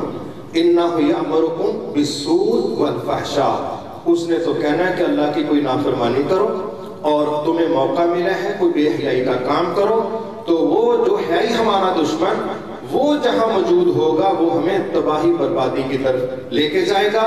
اور ہمارا وہ جو یونیورسٹی کا گروپ ڈسکشن کے لیے بنا تھا وہ پورا گروپ نہیں، اب ان میں سے ماشاءاللہ 2 بھی اکٹھے ہو رہے ہیں، گروپ والی باتیں ختم ہو گئی. اب یہ 2 ہیں، یہ کینٹین ہے، ایک ماشاءاللہ نوکر بنا ہوا ہے، یہ لیز لے کے آ رہا ہے، کینٹین سے بوتلیں لے کے آ رہا ہے، یہ دور پارک میں کہیں چھوٹے سے پودے کے سائے میں جہاں کسی کی نظر خاص کام نہ کر سکے، رینج سے تھوڑا باہر ہو، باتیں کوئی سن نہ سکے، یہ گروپ وہاں تشریف فرما ہے اور پرسنل پروجیکٹ پہ ڈسکشن شروع ہو رہی ہے اور کاغذوں میں اور واٹس ایپ پر ہم گروپ ڈسکس کا کام سر انجام دے رہے ہیں. اور راستے میں یہ جی میرے گروپ کی ہے، راستے میں سے خام خواہ میں بس گزر رہا تھا، میں نے سوچا میں آپ کو لفٹ دے دوں. اچھا یہ ایسے بھائی ہیں ماشاءاللہ، پھر مجلس میں ان کو کوئی پوچھ لینا، نہیں اسی تو بھن بھرا وانگو رہنے، تیری اپنی بھن جدو کہے میں سکولے جانا تینوں کھڑ دیا موت پیندی ہے، گوانڈیاں دی بھن تینوں کھڑ دیا بڑا تو ایکٹیو ہو جانا. یہ کیا طریقہ کار ہے؟ کزنوں کو لے جانے کے لیے ایکٹیو سروسز ہیں. وہاں کہہ دینا کہ ہو سکتا ہے نہیں میں فارغ بیٹھا میں کی کرنا ہے تو میں لے جانا ہوں. اچھا جب اپنی سگی بہن کہے تو لیٹا ہوا ہے کوئی کام نہیں، اس کو یہ 1000 کام پیش کرے گا. سگی بہن کے لیے موت پڑتی ہے، لیکن جو بہنیں نہیں ہیں جو قومی اثاثے میں لا کے ہم نے بہنیں بنا لی ان کے لیے ماشاءاللہ وقت بھی ہے، سواری بھی ہے. اور وہ اگر یہ کہہ دینا کہ میں نے 1.5 یہاں رکنا ہے تو آپ پھر چلے جائیں، نہیں مجھے کام کوئی نہیں میں ادھر ہی کھڑا ہو جاتا ہوں، کوئی پک اینڈ ڈراپ کی سہولت میسر ہے. لیکن کن کو؟ تھرڈ پرسن کو. سگی بہنوں کے لیے ہمارے پاس نہ بازار لے جانے کے لیے وقت ہے، نہ سکول لے جانے کے لیے وقت ہے، نہ کسی کی شادی بیاہ پہ لے جانے کے لیے وقت ہے، اس کے لیے ہم حاضر نہیں. لیکن ہم ایسی جگہ پر حاضر ہیں جہاں ہماری حاضری مناسب نہیں. تو یہ جب چیزیں ہیپاٹائٹس اے بی سی کی طرف جاتی ہیں نا تو سمجھنے پھر گروپ بکھر جاتا ہے، گروپ پھر رہ جاتا ہے اپنے کسی پروجیکٹ میں تو پھر وہاں سبجیکٹ بیچارہ رول جاتا ہے. تو وہ چیزیں جو ہے نا ان کو ہمیں مینج اور کنٹرول کرنا چاہیے. بچیاں بچیوں کے ساتھ گروپ بنائیں، بچے بچوں کے ساتھ گروپ بنائیں، ان کی شیئرنگ یا ان کا استاد ان کی رہنمائی کریں. یہ چیز انشاءاللہ علم کی شیئرنگ میں مناسب رہے گی. ہوم ورک ہے اس کا بھی تصور ہے. ٹھیک ہے آج کل اسکول ایسے بھی ہیں جو ہوم ورک نہیں دیتے, اسکولوں میں سارا کچھ قرآن, یہ تدبیری باتیں ہیں. اب یہ نہیں کہ میں کہوں کہ ہوم ورک ہے تو یہ فرض ہے کہ آپ کہیں سنت سے ثابت ہے لہٰذا بچوں کو کاپیاں دینی چاہیے, ان کے بیگ کو پہیے لگا کے پورا لوڈ ڈال کے تو پتہ چلے جی ہوم ورک سنت سے ثابت ہے. نہیں, یہ آپشنل چیزیں ہوتی ہیں لیکن نسبتاً ایک ٹیکنیکلی مینجمنٹ کے لیے اور کہنے کی ضرورت کو بہتر سے بہتر پورا کرنے کے لیے ان کا ہمیں فائدہ ہو سکتا ہے. تو نبی صلی اللہ علیہ وسلم نے لوگوں کو نمازیں سکھلائیں, مگر آپ صحابہ کو یہ بھی کہتے تھے کہ کچھ نماز بچا کے اپنے گھروں کے لیے رکھ لو, اور آپ خود سنتیں جو تھیں, نفل جو تھے, تہجد جو تھی وہ اپنے گھر میں پڑھتے تھے تاکہ بچے کاپی کر سکیں, تاکہ گھر کے اندر برکت ہو سکے, تاکہ خواتین ساتھ شامل ہو چکیں. یہ جو گھروں کے اندر ایک ماحول دینا ہے نا, فرض مسجد میں پڑھ لیے, نوافل کا گھروں میں اہتمام کر لیا, وہاں جماعت ضروری تھی, یہاں تربیت ضروری تھی. اگر یہ انداز اختیار ہو کہ کچھ کام مسجد میں کر لیا بطور ادارہ, کچھ کام گھروں میں جا کے کر لیا, یہ وہ انداز ہے جس سے فیملی سیکھتی ہے, جس سے بچے سیکھتے ہیں, اور بچے لیکچر کم سنتے ہیں اور پریکٹس زیادہ دیکھتے ہیں. تو بہرحال یہ بھی طریقہ نبی صلی اللہ علیہ وسلم کا ہے کہ کچھ کام وہیں پر کروا دیتے اور کچھ کام آپ کہتے کہ گھروں میں جا کے کر لو, اپنے گھر والوں کو ان چیزوں کی ہدایت دو. عملاً کر کے دکھلانا یہ بھی طریقہ تدریس ہے. اس میں ایک تو موقع ملتا ہے کہ ایک بندے نے آپ کے سامنے نماز پڑھی, ہمارے ہاں بھی ماشاءاللہ کئی ایسے ہیں ان کا میٹر بڑا سپیڈ والا ہوتا ہے, تو اس بندے نے 3 دفعہ نماز پڑھی آپ کے سامنے. تینوں دفعہ اللہ کے نبی نے اس بندے کو کہا کہ تو نے نماز پڑھی ہی نہیں, حالانکہ اس نے 3 دفعہ پڑھی. تو وہ پھر کہنے لگا جی پھر آپ ہی بتا دیں کہ کیسے پڑھو. پھر آپ نے اس کو پڑھ کے بھی دکھائی, بتلایا قیام میں ایک ٹھہراؤ, رکوع میں ایک ٹھہراؤ, سجدے میں ایک ٹھہراؤ, تشہد کے حوالے سے پوزیشن, یہ ساری چیزیں آپ نے کر کے بتلائیں.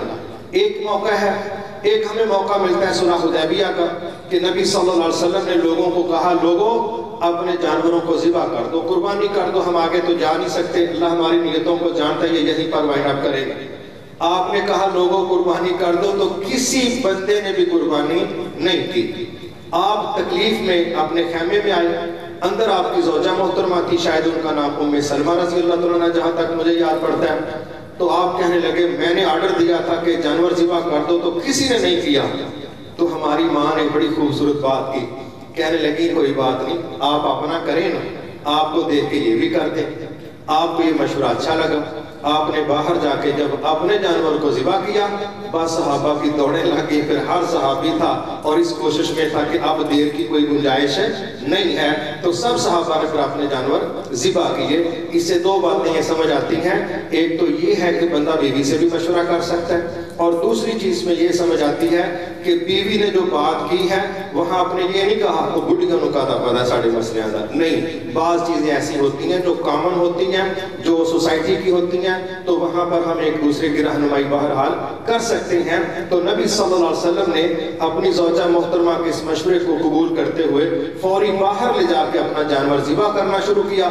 تو لوگوں نے بھی آپ کی پریکٹس دیکھ کے فوری اس کو ذبح کر دیا. تو کئی کاموں کو بہرحال کر کے دکھائیں تو بھی طلبہ کو آ جاتا ہے. جس طرح لیبارٹری میں ایک استاد جو فارمولے وغیرہ اپلائی کرتا ہے پریکٹیکلی, پہلے وہ کر کے دکھاتا ہے, پھر سٹوڈنٹس اس کے ساتھ کر لیتے ہیں. تو اسی طرح اساتذہ کرام جو لہجے, جو تجوید کے کورسز ہیں وہ پہلے خود کروا رہے ہوتے ہیں, پھر بچے پیچھے کر رہے ہوتے ہیں. تو جو کیا جائے گا یہ بھی سکھانے کے لیے ایک عملاً شاندار طریقہ ہے. پھر یہاں ایک چیز ہے شاگردوں کے لیے دعا کرنا. یہاں کتنے کو ساتھ ہیں جو اپنے شاگردوں کے لیے دعا کرتے ہیں؟ ماشاءاللہ ہیں لیکن تھوڑے. کوئی عقیدہ بد دعا تو نہیں کرتا.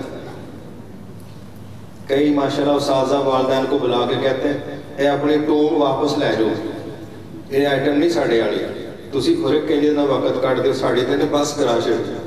بہرحال نبی صلی اللہ علیہ وسلم نے, صحابی ہیں ابن عباس رضی اللہ عنہ, ان کے حوالے سے ان کے سینے پر ہاتھ لگایا اور دعا دی, یا اللہ اس بندے کو اپنی کتاب کا علم عطا فرما.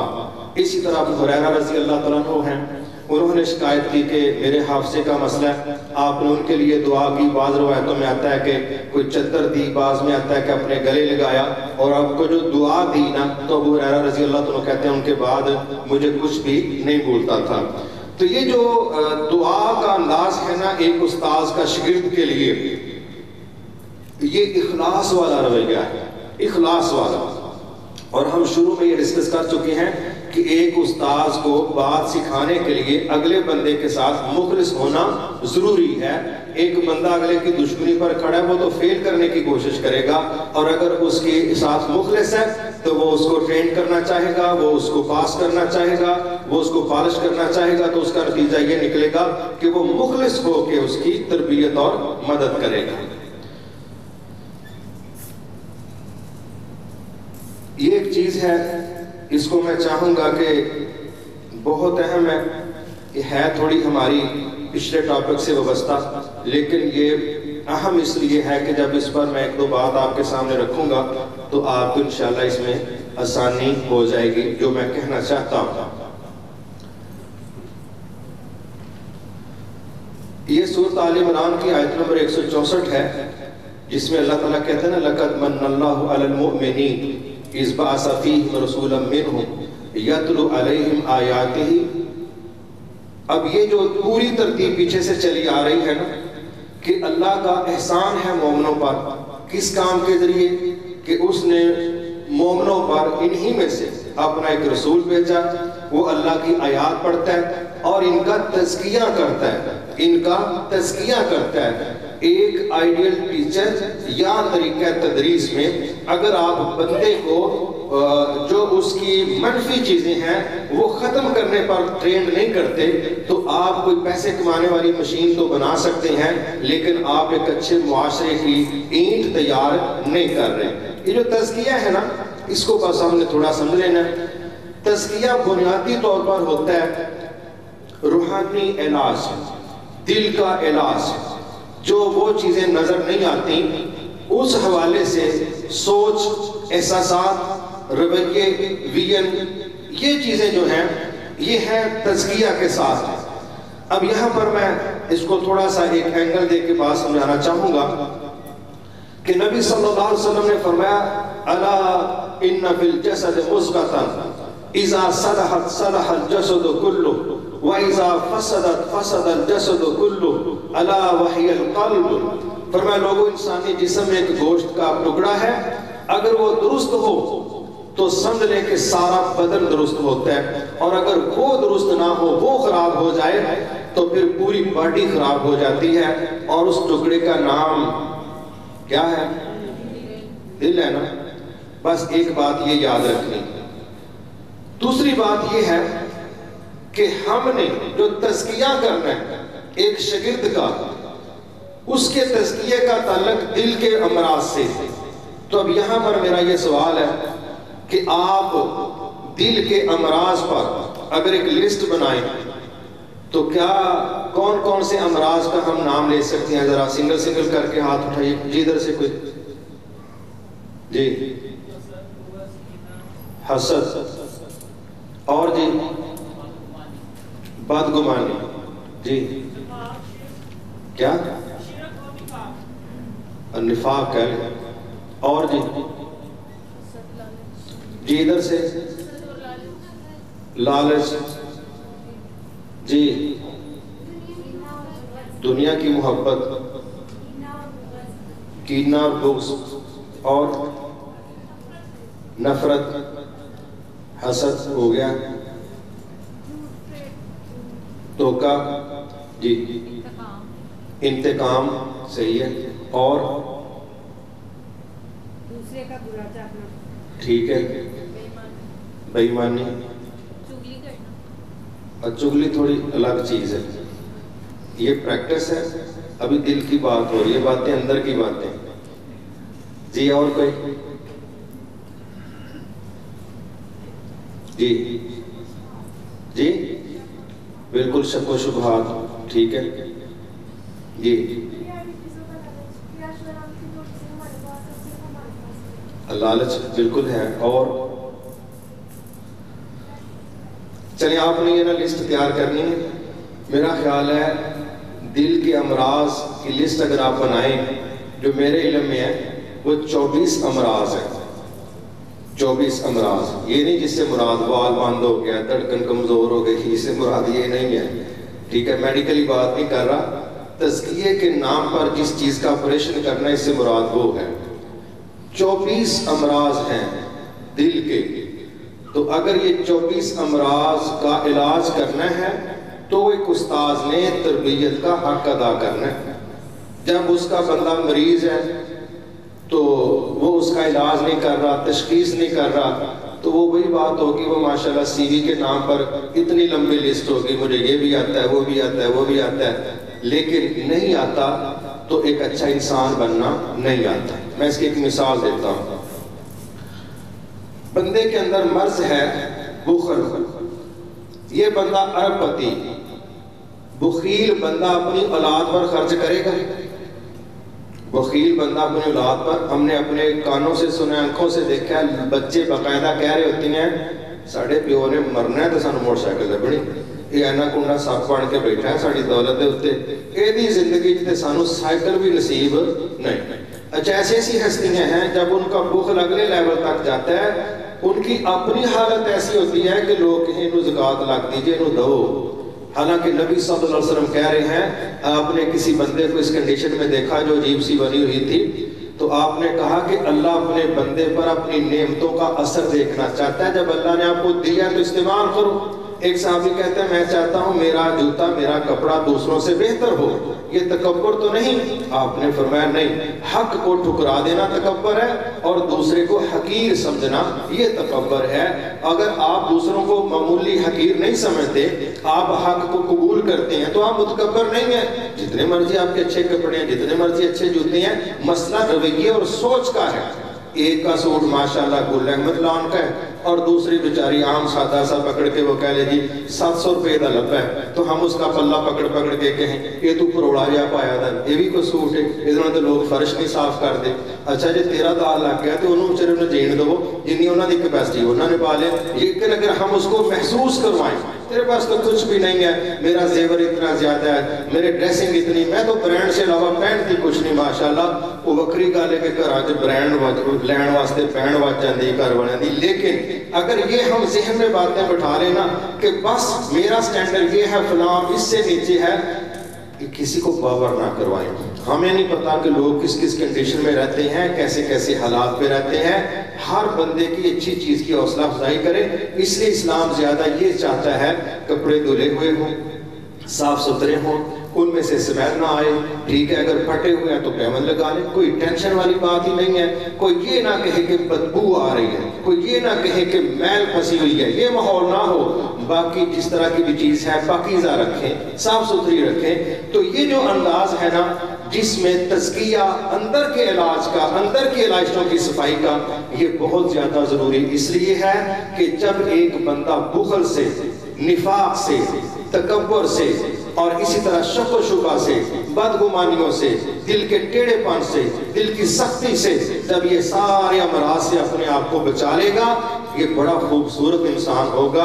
اس کے نین نقش جیسے مرضی ہوں, کپڑے جیسے مرضی ہوں, معاشرہ اس کو انشاءاللہ اپنا دل دے دے گا. شرط یہ ہے کہ اس کے دل کے اندر گندگی کے ڈھیر نہ لگے ہوں, حسد کے, بغض کے, انتقام کے اور اسی طرح دوسروں کے برا چاہنے کے, سازشوں کے. یہ علائشیں جب اس کے دل میں نہیں ہوں گی تو صاف ستھری جگہ پر بسیرا کرنا سب چاہتے ہیں, لیکن گندگی کے ڈھیروں میں سمجھدار بندے نہیں رہتے. لیکن وہ بندہ خود ہی بڑا عجیب ہے جو روڑی کے اوپر ہی بیٹھا اور انجوائے کر رہا ہے, اس کا دماغ معاف ہو چکا ہوگا. اگر وہ گندگی کے ڈھیر پر بیٹھ کے انجوائے کر رہا ہے, یہ کوئی نہیں ہوتا, اس کی مت ماری جا چکی ہوتی ہے. تو یہ تزکیہ جو ہے نا, یہ طالب علم کی ضرورت ہے, استاذ کی ذمہ داری ہے, تعلیم کا نصاب ہے اور بہترین معاشرہ تشکیل دینے کے لیے بنیادی فیکٹر ہے. یہ 24 کے قریب امراض ہیں دل کے, آپ نے اس کی لسٹ بنانی ہے اور کوشش کرنی ہے کہ ان میں سے کوئی مرض ہمارے اندر نہ ہو. اگر ہمیں کوئی جھونکا آئے, ہوا کا تھوڑی سی ڈسٹ اڑے پڑے, تو اللہ کی پناہ طلب کر کے اس کو ڈیلیٹ کر دیا کریں, اس میں ہماری بڑی نجات ہے. پھر سوال و جواب ہے, یہ بھی نبی صلی اللہ علیہ وسلم کا طریقہ کر رہا ہے. جیسے کہ میں نے وہ واقعہ بیان کیا تھا جو جبرائیل علیہ السلام والا تھا کہ مجلس بیٹھی ہوئی ہے, جبرائیل علیہ السلام ایک شاگرد کی طرح اللہ کے نبی کے سامنے آتے ہیں اور پھر پوچھتے ہیں کہ ایمان کی ڈیفینیشن کیا ہے، اسلام کی ڈیفینیشن کیا ہے، پھر پوچھتے ہیں کہ احسان کی ڈیفینیشن کیا ہے، قیامت کب آئے گی. یہ باتیں ہو رہی ہیں، مجلس سن رہی ہے، اور یہ سوال و جواب کی جو نشست ہے یہ بھی لوگوں کو علم شیئر کرنے کے لیے، بات سکھلانے کے لیے ایک سبب کے طور پر استعمال ہو رہی ہے.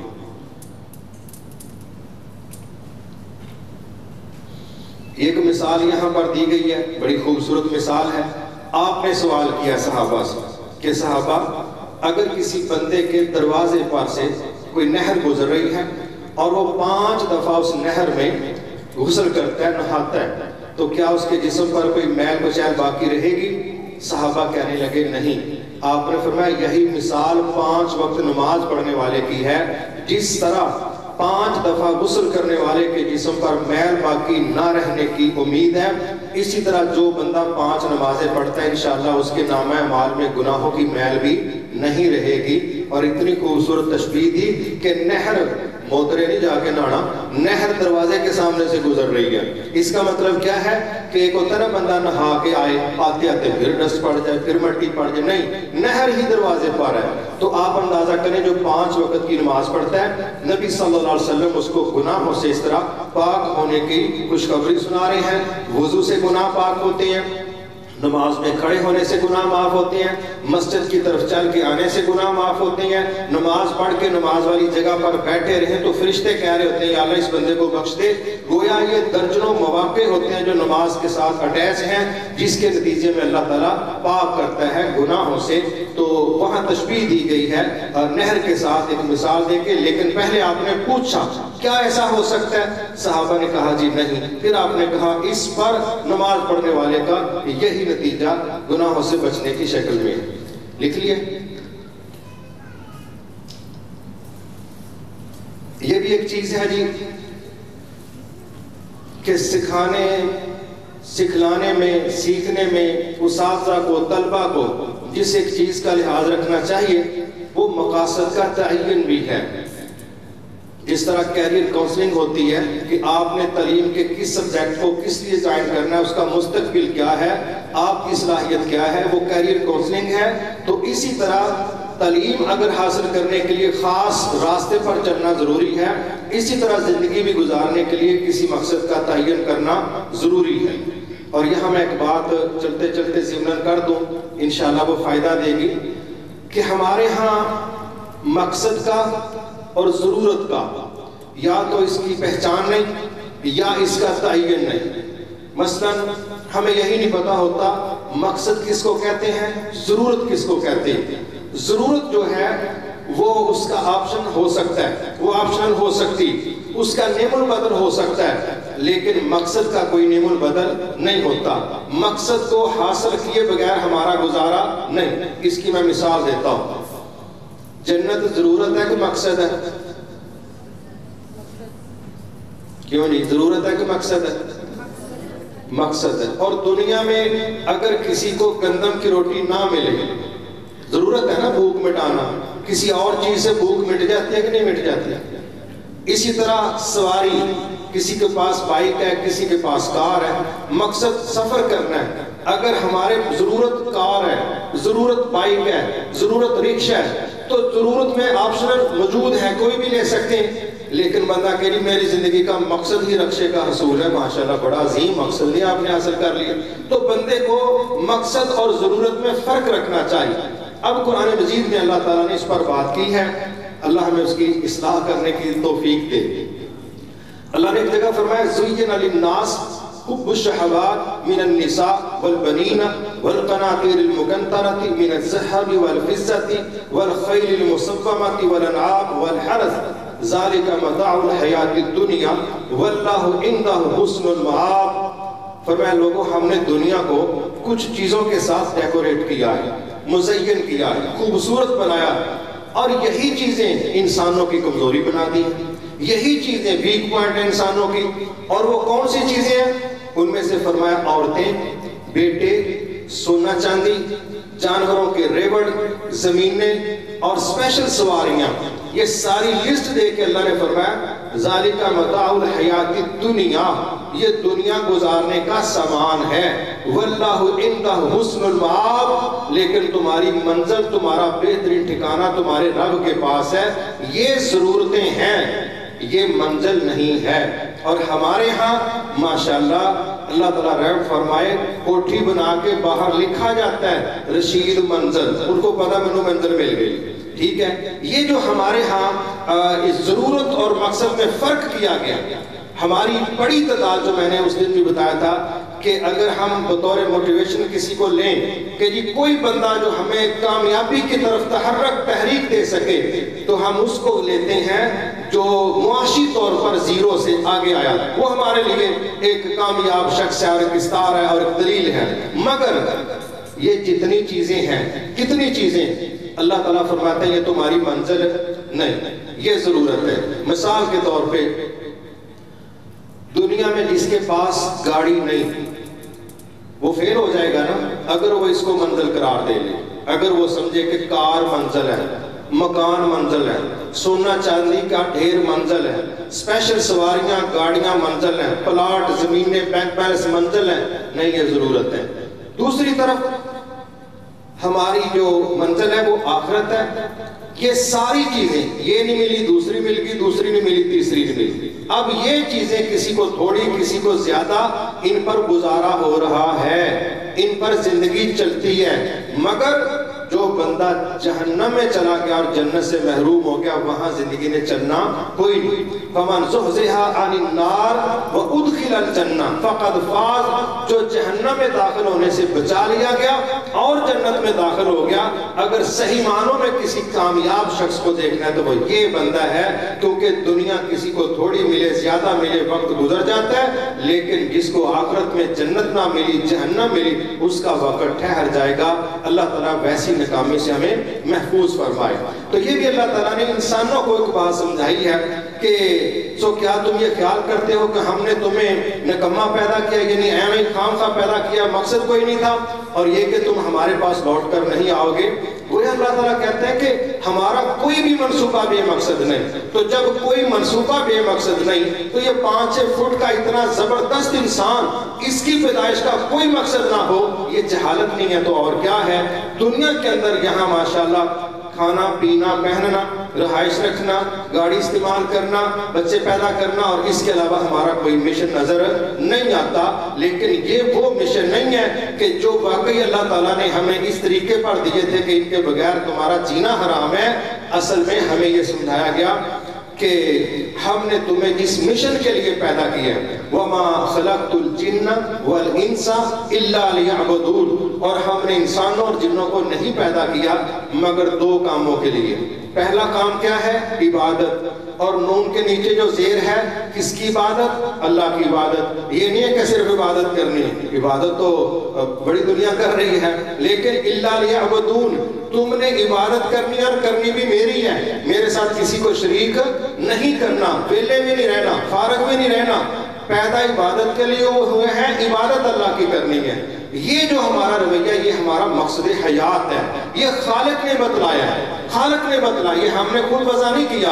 اب پھر اسی طرح اللہ تعالیٰ ہیں الذی خلق الموت والحیات لیبلوکم ایکم احسن عملا، اللہ ہی وہ ذات ہے جس نے زندگی اور موت کا سلسلہ چلایا تاکہ وہ دیکھے تم میں سے کون ہے جو احسن اعمال کرتا ہے۔ تو گویا ہمارے جینے مرنے کے ساتھ احسن اعمال یہ مقصد ہے۔ تو جو بندہ کرے گا وہ انشاءاللہ آخرت میں آرام کے ساتھ رہے گا۔ باقی کسی کا دل کرے نہ کرے، موت کے گیٹ سے تو ہر بندے کو گزرنا پڑے گا۔ دنیا کی کوئی طاقت، دنیا کی کوئی سائنس، دنیا کی کوئی صلاحیت موت کے گیٹ سے فرار حاصل نہیں کر سکی۔ ہر بندے کو یہاں سے گزرنا ہے۔ جب سب ہم یہاں مجبور ہیں تو پھر مان لینا چاہیے کہ گزرنا تو ہے، لیکن اس کا اگلا منظر کیا ہوگا؟ ایک ایمان والے کو ضرور سمجھ آنا چاہیے وہ اللہ تعالیٰ کی اطاعت ہے، اللہ کے نبی کی زندگی کا ڈیزائن ہے، اس کے مطابق جو 4 دن ہمیں وہ گزارنے ہیں، ملے ہیں وہ گزارنے ہیں، اور انشاءاللہ یہ گیٹ سے گزرنا سب نے ہے۔ لیکن ہمارا پہلا سٹیپ قبر اللہ کے نبی فرماتے ہیں یا تو وہ جنت کے باغوں میں سے ایک باغ ہے یا جہنم کے گڑھوں میں سے ایک گڑھا ہے. اگر ہم لوگ اپنے نبی کی بات پر اعتماد کر کے آج تیاری کریں گے تو ہمیں قیامت کا انتظار کرنے کی ضرورت نہیں ہے. ادھر وفات ہے, ادھر جنتوں میں انشاءاللہ داخلہ ہے, لیکن تب جب ہمیں اپنے مقصد حیات کا پتہ ہو. اگر پیسے کمانا, کھانا پینا, یاشی کرنا یہ زندگی ہے تو یہ مومنوں کی زندگی تو کوئی نہیں, یہ جانوروں کی ہو سکتی ہے یا ان لوگوں کی ہو سکتی ہے جن کو اللہ نے فرمایا اولئک کالانعام بل ہم اضل, وہ لوگ تو ایسے ہیں جیسے جانور بلکہ جانوروں سے بھی گئے گزرے, ان کے مقاصد اور ہیں, ہمارے مقاصد اور ہیں. پھر یہ چیز ہے طریقہ تدریس میں تربیت کی عمر بتدریج تعلیم. اس میں ہم دیکھ سکتے ہیں کہ اس کی عمر بچپن سے شروع ہوتی بڑھاپے تک یہ چلتا رہتا ہے. اس میں ایج فیکٹر نہیں ہے, البتہ اتنا ضرور ہے کہ کس ایج میں کتنا مکلف ہے سمجھنے والا, کس ایج میں کتنا جواب دہ ہے, کتنا مکلف ہے. مثلا نبی صلی اللہ علیہ وسلم کھانا کھانے لگے, آپ کے ساتھ ایک بچہ بیٹھ گیا, بائیں ہاتھ سے اس نے کھانا شروع کر دیا اور سارے برتن میں وہ ہاتھ مار رہا تھا. آپ نے اس بچے کا ہاتھ پکڑ لیا, فرمایا یا غلام, اے بچے سب اللہ, سب سے پہلے بسم اللہ پڑھتے ہیں, اللہ کا نام لیتے ہیں جب کھانے پر بیٹھتے ہیں. وَقُلْ بِيَمِينِكَ, اور پھر اپنا دایاں ہاتھ استعمال کرتے ہیں. وَقُلْ مِمَّا يَلِيكَ, اور اپنے سامنے سے کھاتے ہیں. یہ 3 آداب اللہ کے نبی نے چھوٹے بچے کو ہاتھ پکڑ کے روک کے پیار سے سمجھایا.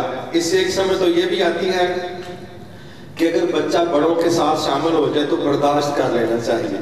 یہاں مائیں برداشت کرتی ہیں اور کوئی دوسرا برداشت نہیں کرتا. یہ جو رویہ ہے نا ہمارے ایک لفظ بولا جاتا ہے جھوٹا, توبہ توبہ, میں تو اپنے ماں دا جھوٹا بھی نہیں استعمال کرتا, پیو دا بھی نہیں کرتا. یہ کوئی خوبی نہیں. جہاں محبتیں ہوتی ہیں نا وہاں اس کا چمچ لے لینا, اس کا برتن استعمال کر لینا, ساتھ مل کے کھا لینا, یہ ہمارے لیے کوئی عجیب بات نہیں.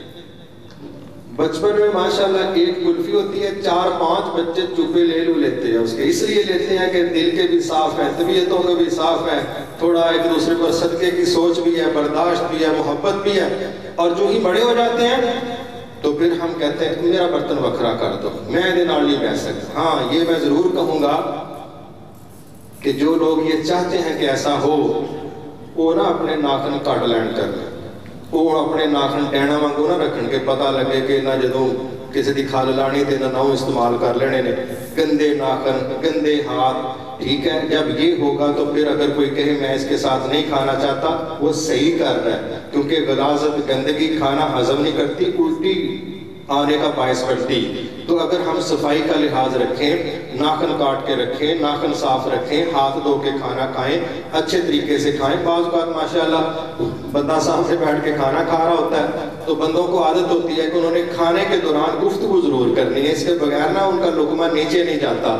تو ان کے منہ سے ہی چاول دوبارہ لقمے میں سے کچھ چیزیں دوبارہ برتن میں گر رہی ہوتی ہیں.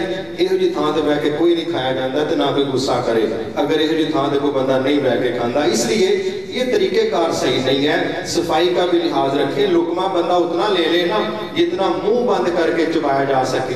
ہمارے ہاں دیہاتوں میں ایک چیز چلتی ہے جسے ہم کہتے ہیں, وہ ٹوکا ہوتا ہے نا چارہ کاٹنے والا, تو ہم کہتے ہیں دتھا بھر کے لائیں ذرا, تھوڑا دتھا بھر کے لاندے رہے نا ماشاءاللہ وہ ٹوکا چلانا مصیبت بن جاتا ہے. بعض کھان والے وہ ایک روٹی دے 4 لقمے کرتے ہیں تے بڑا دتھا بھر کے جدوں منہ چ لاندے رہے نا, نہ انہاں کول آواز نکلدی ہے, نہ کوئی گل ہوندی, نہ انہاں چپ رہنا ہوندا. بندہ آندا کیڑی مصیبت نال اسی بہ گئے ہیں تے ساڈی اپنی بھوک مر گئی. یہ رویے ہم کنٹرول کریں. ویسے نبی صلی اللہ علیہ وسلم کے ساتھ بچہ کھا رہا تھا تو آپ نے کیا کیا کہ اس کا ہاتھ پکڑ کے اس کی تربیت کی. گویا تربیت میں ایج فیکٹر کوئی نہیں, آپ شروع سے بچے کو سکھانا شروع کر سکتے ہیں. لیکن کچھ چیزیں ہیں کہ مکلف کب ہے. مثلا 5 سال کے بچے کا نماز کے ساتھ سختی والا کوئی معاملہ نہیں, پریکٹس کے لیے مسجد میں لے جائیں, اس کو ماحول کا پتہ چلے, گھر میں آپ کے ساتھ ماں کے ساتھ مصلی پر کھڑا ہو جائے, وہ چیزیں ٹھیک. فرمایا 7 سال کا جب بچہ ہو جائے تو اس کو نماز سکھلاؤ. 10 سال کی عمر میں اگر وہ نماز نہیں پڑھتا تو 3 سالہ کورس کروانے کے بعد اب اس کی تھوڑی بہت سرزنش کی جا سکتی ہے، لیکن یہ نماز کا ٹائم شروع ہو رہا ہے سکھلانے کا 7 سال، اور 3 سال سکھلائیں اور 10ویں سال جا کے پھر آپ تھوڑی بہت سرزنش کر لیں۔ ہمارے ہاں ماشاءاللہ سکول کے حوالے سے بچے جو ہیں وہ بچہ ابھی 3.5 سال کا نہیں ہوتا، ہماری ایڈوانس بکنگ ہوتی ہے۔ مجھے سیالکوٹ میں کیسے ادارے کی بھی خبر ملی کہ بچہ بھی دنیا میں تشریف نہیں لاتا مگر ایڈمیشن اس کا وہاں لائن پر لگا ہوتا ہے، اور ایک اہم اسٹینڈرڈ بنا دیا گئے تھے بچے جمن تو پہلے ہی داخل ہوتے ہیں، جمن تو بعد نہیں داخل ہو سکتے، ایویں ایک ہوا بنا دیا لائن میں لگنے کے لیے خام خواہ۔ یہ ڈاکٹر جناب اس سے ٹائم لیں تو 2 مہینے سے پہلے وقت نہیں ملتا۔ بندے نے کیا ترتیب بنا دیا ماشاءاللہ، رش کی وجہ سے نہیں، رش کی وجہ سے نہیں، لوگ نا نفسیاتی طور پر کیپچر کرتے ہیں کہ پتہ چلے اتنا رش ہے اتنا رش ہے، 2 مہینے سے پہلے وقت نہیں ملتا۔ بندہ پوچھے انہیں شروع کدوں کیتا سی، اور اس کو 20 سال ہو گیا اسی پریکٹس پر، اگر اتنا ہی رش ہے تو یہ کیوں نہیں کہتا کہ آج پہلے ہماری مدت 2 مہینے تھی اب 4 مہینے ہو گئی ہے، سال بعد وقت نہیں، بس ایک نفسیاتی پریشر رکھا ہوا ہے کہ بڑا کمال کا بندہ ہے، بڑا کمال کا ادارہ، ایسی کوئی باتیں نہیں ہے۔ حقیقت میں ہمیں اس مصنوعی پن سے باہر نکلنا چاہیے، اور واقعی بچہ 7 سال کے بعد جو سیکھنے کی صلاحیت رکھتا ہے وہ میرا خیال ہم 2-2.5 سال سے اس بچے کو وقت نہ ڈالیں، وہ بیچارہ کو 4 دن انہوں بچہ رہ کے چل لینے دیں گے، وہ نہ کر لو کہ ماں باپ 3 سال دے نے بچہ ہلے ساڑھا 1.5 سال دا نہیں ہویا، اسی ادھروں ڈنڈا پھڑیا دا ادھروں اکھاں گھورنے، اور ایڈی سونی ماں ایڈی ڈین وانگوں لگتی ہے تو ٹیچر بن جاتی ہے گھر اس شکل میں کہ یہ ایسا کرو وہ ایسا کرو، نہ اپنے والیوم دا کنٹرول نہ اپنے لفظاں دا کنٹرول۔ ایک گھر چ سکول تو پہلا مس بنی ہے تے بچے دی تباہی لا چھڑی ہے، وہ اپنا بچپن ہی بھول گیا میں کہڑے سیانے گھر چ پیدا ہو گئے۔ تو بہرحال عمر کے اندر ہمیں یہ دیکھنا چاہیے کس ایج میں کون سا سبق دیا جا سکتا ہے، باقی سکھانے کی کوئی عمر نہیں ہے۔ بتدریج علم، ہم یہ چاہتے ہیں کہ آج ہم نے بچے سے بات کی ہے، آج ہم نے کسی کو ایک بات سکھائی ہے بس شام تک اس کو آ جانی چاہیے، ایسا نہیں ہوتا، ایسا نہیں ہوتا، یہ غیر فطری بات ہے۔ نماز سکھائی ہے 3 سال کا ٹائم دیا ہے، آپ کے سامنے نماز سکھائی ہے 3 سال کا ٹائم دیا ہے۔ ماں باپ کو بڑھاپے تک ساری دعائیں نہیں آتی اور بچے کو کہہ رہے ہوتے ہیں تو ہلے تک ایک سپارہ نہیں حفظ کیتا، تو ہنوں تے 4 کول نہیں ہوتے، انہوں ایک سپارہ کتوں نہیں جلدی آ جائے۔ تو اس میں بتدریج سٹیپ بائی سٹیپ اگر سکھانے کا تربیت کا عمل رکھیں گے تو یہ انسان جذب کرتا ہے، چل سکتا ہے۔ یہ ہے جی آج کی ہماری ساری وہ سلائیڈز جو آپ کے سامنے ہم نے رکھی، اور 9:05 پر شروع کیا تھا، 35 منٹ تک ہماری کلاس ختم ہو گئی ہے۔ آپ اللہ کو برکت دے، کسی طرح کا کوئی سوال کرنا چاہیں تو آپ کر سکتے ہیں، جو خوشی سے بیٹھنا چاہیں وہ بیٹھیں۔ ایک تو اعلانات ہیں وہ میں کیے دیتا ہوں، آن لائن ڈسکنیکٹ نہ کیجیے گا۔ پہلی چیز تو یہ ہے کہ ہم آپ کے بہت زیادہ اس پر شکر گزار ہیں کہ آپ ایک اچھے سیکھنے والے کی طرح ریگولر آئے ہیں، اللہ آپ کو اس کا صلہ عطا فرمائے۔ دوسری گزارش یہ ہے کہ یہ ہمارا ادارہ ام القرآن ایجوکیشن کمپلیکس، اس میں ہم یہ ایک آپ کا کورس ہے، اس میں بچوں کے کورس، مردوں کے کورس، یہ نظام الحمدللہ چلتا رہتا ہے۔ یہاں پر اس وقت ہمارے پاس 400 سے زائد طلبہ و طالبات زیر تعلیم ہیں۔ اس میں ہمارے الحمدللہ 1 سال کا کورس ہماری بچیاں قرآن و حدیث کا کر رہی ہیں، ساتھ اس میں ہم نے کوئی دوسری چیزوں کو رکھا ہے، اور اسی طرح ہمارے پاس تقریباً 350 سے 360 طالب علم وہ ہیں جن میں سے ایک ٹیم علماء بن رہی ہے، ایک ٹیم قرآن مجید حفظ کر رہی ہے، اور اب ہماری کوشش ہے کہ اسی جگہ ہم ایک بچیوں کا ایسا ادارہ کھول لیں کہ جو حفظ بھی کرے ساتھ سکول بھی پڑھے، اور ہم سمجھتے ہیں کہ بڑا کچھ ہر جگہ پر میسر ہے، بس ہماری کوشش ہے ہم تعلیم کے ساتھ تربیت کو تھوڑا برابر کر لیں۔ تعلیم بہت زیادہ ہے، تربیت کی پریشانی ہے، انشاءاللہ آپ دعا کیجئے گا اللہ یہاں ہم جو بیٹیوں کا ادارہ بنانا چاہ رہے ہیں کہ جس میں حفظ پلس ان کی جو سکول ہے اس کا نصاب ہم ساتھ لے کے چلیں، اس کا ہم مشورہ کر رہے ہیں، آپ بھی اس میں ضرور ہماری رہنمائی کیجئے، کیونکہ آپ میں سے کئی مائیں ہیں کئی بہنیں ہیں، تو اگر ہم ایک معقول تعداد مل جائے تو انشاءاللہ ہم وہ کلاس جلدی شروع کر سکتے ہیں۔ اسی طرح ہماری یہ گزارش ہے کہ کل ہم آپ کو ایک فیڈ بیک کا فارم بھی دیں گے انشاءاللہ، آپ نے ضرور اس میں جو ہماری رہنمائی ہے وہ آپ ضرور کیجئے کہ یہ ہماری تجاویز ہیں، کیا کیا کرنا چاہیے، مزید بہتر کیسے ہو سکتا ہے۔ ظاہر ہے جب وَشَاوِرْهُمْ فِي الْأَمْرِ، اللہ فرماتے ہیں اپنے ساتھیوں کے ساتھ آپ مشورہ کر لیا کیجئے۔ تو طلبہ سے مشورہ کرنا یہ بھی ادارے کی بہتری کے لیے ضروری، یہ نہیں کہ جو سکھا رہا وہ کہتا ہے بس میں ہی صحیح ہوں، مجھے ہی سارا پتہ ہے، باقی سب بیوقوف بیٹھے ہوئے، یہ تکبر اور جہالت ہے۔ جو سیکھنے والا ہے اس کی رائے کا احترام کرنا اور اس کی رائے سے اپنے معاملات سیٹل کرنا، یہ پہلے سے بہتری پیدا کرنے کا باعث بنتا ہے۔ تو ہم انشاءاللہ آپ کو فہم دیں گے، آپ نے فیڈ بیک کے نام پر ہماری رہنمائی بھی کرنی ہے۔ اور دوسرا میں چاہوں گا کہ آج آپ نے گھروں کے اندر جا کے ایک لسٹ تیار کرنی ہے کہ ان 4 دنوں میں، مزید کل کا دن جو ہوگا وہ انشاءاللہ چونکہ اس کے اینڈ پر ہم یہ سیشن کریں گے، ہم بھی یہ چاہیں گے کہ جو 5 دن ہم نے کوشش کی ہے اس میں ہمارے بھائیوں نے، ہماری بہنوں نے کیا سیکھا ہے۔ ایسا نہ ہو کہ ہمیں جب فیڈ بیک نہیں ملے گا تو پھر وہی بات نہ ہو کہ ان میں سے ایک بھی اردو نہیں جانتا تھا، ایسا ماحول نہ بنے۔ ہم چاہیں گے کہ جو آپ لوگوں نے سیکھا، آپ میں جو چینج پیدا ہوئی، آپ نے جو کرنے کا عزم کیا، یہ 3 چیزوں کو آپ کل ضرور مینشن کیجئے گا۔ اگر آپ کھڑے ہو کے اس پر بات کریں گے انشاءاللہ ہماری حوصلہ افزائی ہوگی۔ اسی طرح جو تجاویز ہیں وہ آپ نے پیپر پر ہمیں ضرور دینی ہے تاکہ نیکسٹ ہم اس کورس کو مزید بہتر سے بہتر بنا سکیں۔ اور اسی طرح ہم یہ چاہیں گے کہ انشاءاللہ کورس کے اختتام کے تھوڑے وقت کے بعد، کیونکہ اس وقت ہماری اللہ برکت دے میڈیا کی ٹیم، ان کی نیند بھی کوئی نہیں پوری ہو رہی، یہ بھی دن رات بیچارے کام کر رہے ہیں، جو یہاں سروسز آپ کو دے رہے ہیں، کیونکہ جگہ بھی تھوڑی ہے، ہم ساتھ کنسٹرکشن کا کام کر رہے ہیں۔ جب بلڈنگ ہماری وہ بھی بن جائے گی پھر ہمیں آسانی ہو جائے گی۔ اس وقت ہمارے جو حفظ کرنے والی ٹیم ہے وہ ساری بیسمنٹ میں ہیں، ہم یہاں پر ہیں، پھر ان کو اوپر لے کے آنا ہے، آپ کو پھر مطلب دوسری کلاسوں میں شفٹ کرنا ہے۔ تو یہ ساری وہ مینجمنٹ ہے جس میں جگہ کی کمی کی وجہ سے مسائل ہیں۔ ہم یہ چاہتے ہیں کہ یہ سارے جو بھائی کام کر رہے ہیں آپ نے ان کے لیے دعا بھی کرنی ہے، اللہ تعالیٰ ان کے اس عمل کو قبول فرمائے۔ یقین کیجیے کہ یہ آسان کام نہیں ہے، چند گھنٹوں کی نیند اور مسلسل ہر بندہ اس میں لگا ہوا ہے، ہر بندہ۔ اور میں انتہائی مشکور ہوں ان بھائیوں اور بہنوں کا کہ جنہوں نے اپنے علاقوں کے اندر کلاسیں لگائی ہوئی ہیں۔ اس وقت ہماری مسرور کلاس ہے، ڈسکا کلاس ہے، سمڑیال کلاس ہے، اسی طرح بڑیانہ میں کلاس ہے، اسی طرح اور درجنوں جگہوں پر کلاسز ہماری چل رہی ہیں جہاں پورا کلاس کا ماحول ہے، وہاں ٹیچر ہے، وہاں حاضری ہے، اور اسی طرح وہاں ہوم ورک ہے، اس کا چیک، یہ ساری چیزیں بہرحال چل رہی ہیں۔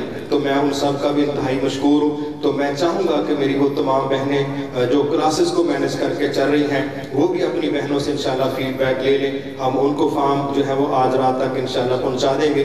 اور اسی طرح ہم چاہیں گے کہ آنے والے وقتوں میں تعلیم و تربیت کے جو باقی منصوبے ہیں اس میں آپ ہماری مدد کریں۔ مدد کرنے سے مراد فنڈ ریزنگ نہیں ہے، صاف سیدھی بات ہے۔ مدد کرنے سے مراد آپ کا وقت، آپ کی صلاحیت، یہ 2 چیزیں اگر آپ ڈونیٹ کریں، اپنا وقت اور اپنی صلاحیت، تو انشاءاللہ ہم آپ کے ذریعے عین ممکن ہے یہی چیزیں محلے محلے میں لے جائیں۔ ٹھیک ہے، آپ کے پاس جو صلاحیت ہے آپ اگر وہ کوشش کریں کہ ہمارے اس ادارے کے ساتھ اٹیچ ہو کے کچھ وقت دے دیں، کچھ صلاحیت دے دیں، تو میں سمجھتا ہوں کہ انشاءاللہ ہم کئی مزید لوگوں تک فائدہ پہنچانے کے لیے ایک بڑی ٹیم کو لے کے چلیں گے۔ یہی میری گزارش ان تمام لوگوں سے ہے جو آن لائن اس وقت ہمارے ساتھ اٹیچ ہیں۔ الحمدللہ 300 کے راؤنڈ اباؤٹ لوگ اس وقت وہ ہیں جو سنگل آن لائن ہماری کلاس پڑھ رہے ہیں، اور اس میں کالجوں کے، یونیورسٹیوں کے، میڈیکل فیلڈ کے اور علماء ایک بڑی تعداد ہے جو یہ مختلف کیٹیگری کے لوگ جمع ہیں۔ اللہ ان سب کو اعلیٰ جزا عطا فرمائے۔ ان سب سے ہم فیڈ بیک بھی لیں گے، ان سب سے انشاءاللہ رہنمائی بھی لیں گے۔ تو بالخصوص یہ کلاس جو سامنے بیٹھی ہے میں چاہوں گا کہ آپ اس میں ہماری مدد کریں، اور ہم چند دن آپ سب کو دیں گے۔ ممکن ہے ہم 10 دن کا وقت آپ کو دیں، 10 دن کا جو وقت ہم آپ کو دیں گے یہ اگلا نقشہ ہمارا، تو اس میں ہم یہ جو ڈیٹا ہے یہ ڈیٹا ہم آپ تک پہنچا دیں، یا ہم اس کو کہہ لیجیے کہ کمپوز کر کے آپ تک چیزیں پہنچا دیں۔ مقصد ہے اس سلیبس کو بنا کے ہم آپ تک پہنچائیں گے۔ تو جس کا واٹس ایپ ہمارے پاس نہیں ہے وہ ضرور کل تک اپنا واٹس ایپ اور اپنا نام نمبر ہمیں دے دے تاکہ ہم ان تک یہ ڈیٹا پہنچا دیں۔ اور اس کے بعد انشاءاللہ یہ جو 10 دن ہوں گے وہ جو حدیث کے لفظ ہیں نا کہ جس نے میری بات سنی پھر اس کو یاد کیا، تو سمجھے 10 دن آپ کو یاد کرنے کے لیے دیے جائیں گے۔ یہ نہ ہو کہ ادھر بات ہوئی ادھر امتحان شروع ہو گیا۔ اللہ نے امتحان کے لیے قیامت کو تھوڑا ہٹ کے ہی رکھا ہوا ہے، تو امتحان ہمارا آج ہے لیکن چیک اینڈ بیلنس وہ تھوڑا بعد میں آئے۔ اس وقت عمل کا وقت ہے، حساب نہیں۔ جب حساب شروع ہوگا پھر عمل نہیں۔ تو کلاس ختم ہو جائے گی ہماری کل، لیکن ہم آپ کو تقریباً 8-10 دن دیں گے جس میں آپ نے یہ آیات احادیث کوشش کریں زیادہ سے زیادہ ان کو یاد کریں، تاکہ نبوی اور قرآن و سنت کا جو طریقہ ہے اس میں سے چند چیزیں بھی اگر ہماری زندگی کا حصہ بن گئی، ہم ایک دین پر بھی چلیں گے اور ٹیچنگ سکلز کے مالک بھی انشاءاللہ بنیں گے۔ یہ چیز ہمارے کیریئر میں ہمیں فائدہ دے گی، اور انشاءاللہ پھر آپ کا یہاں پر امتحان ہوگا۔ امتحان ہم سادہ ہی کریں گے، کوئی بڑا پیچیدہ نہیں ہوگا، لیکن وہ اس لیے کر رہے ہیں پتہ تو چلے کہ ہم نے پڑھا کیا ہے، سمجھا کیا ہے، اور پھر ہم نے جزم ہضم کیا کیا ہے۔ تو وہ امتحان کے بعد پھر انشاءاللہ آپ کا رزلٹ ہوگا، اس میں پھر اللہ جس کو توفیق دے گا انشاءاللہ وہ اس کے ہم انعامات، پہلی پوزیشن والے کو 50,000 ہے، دوسرے والے کو 30,000 ہے، پھر 20,000 ہے، پھر 10,000 ہے۔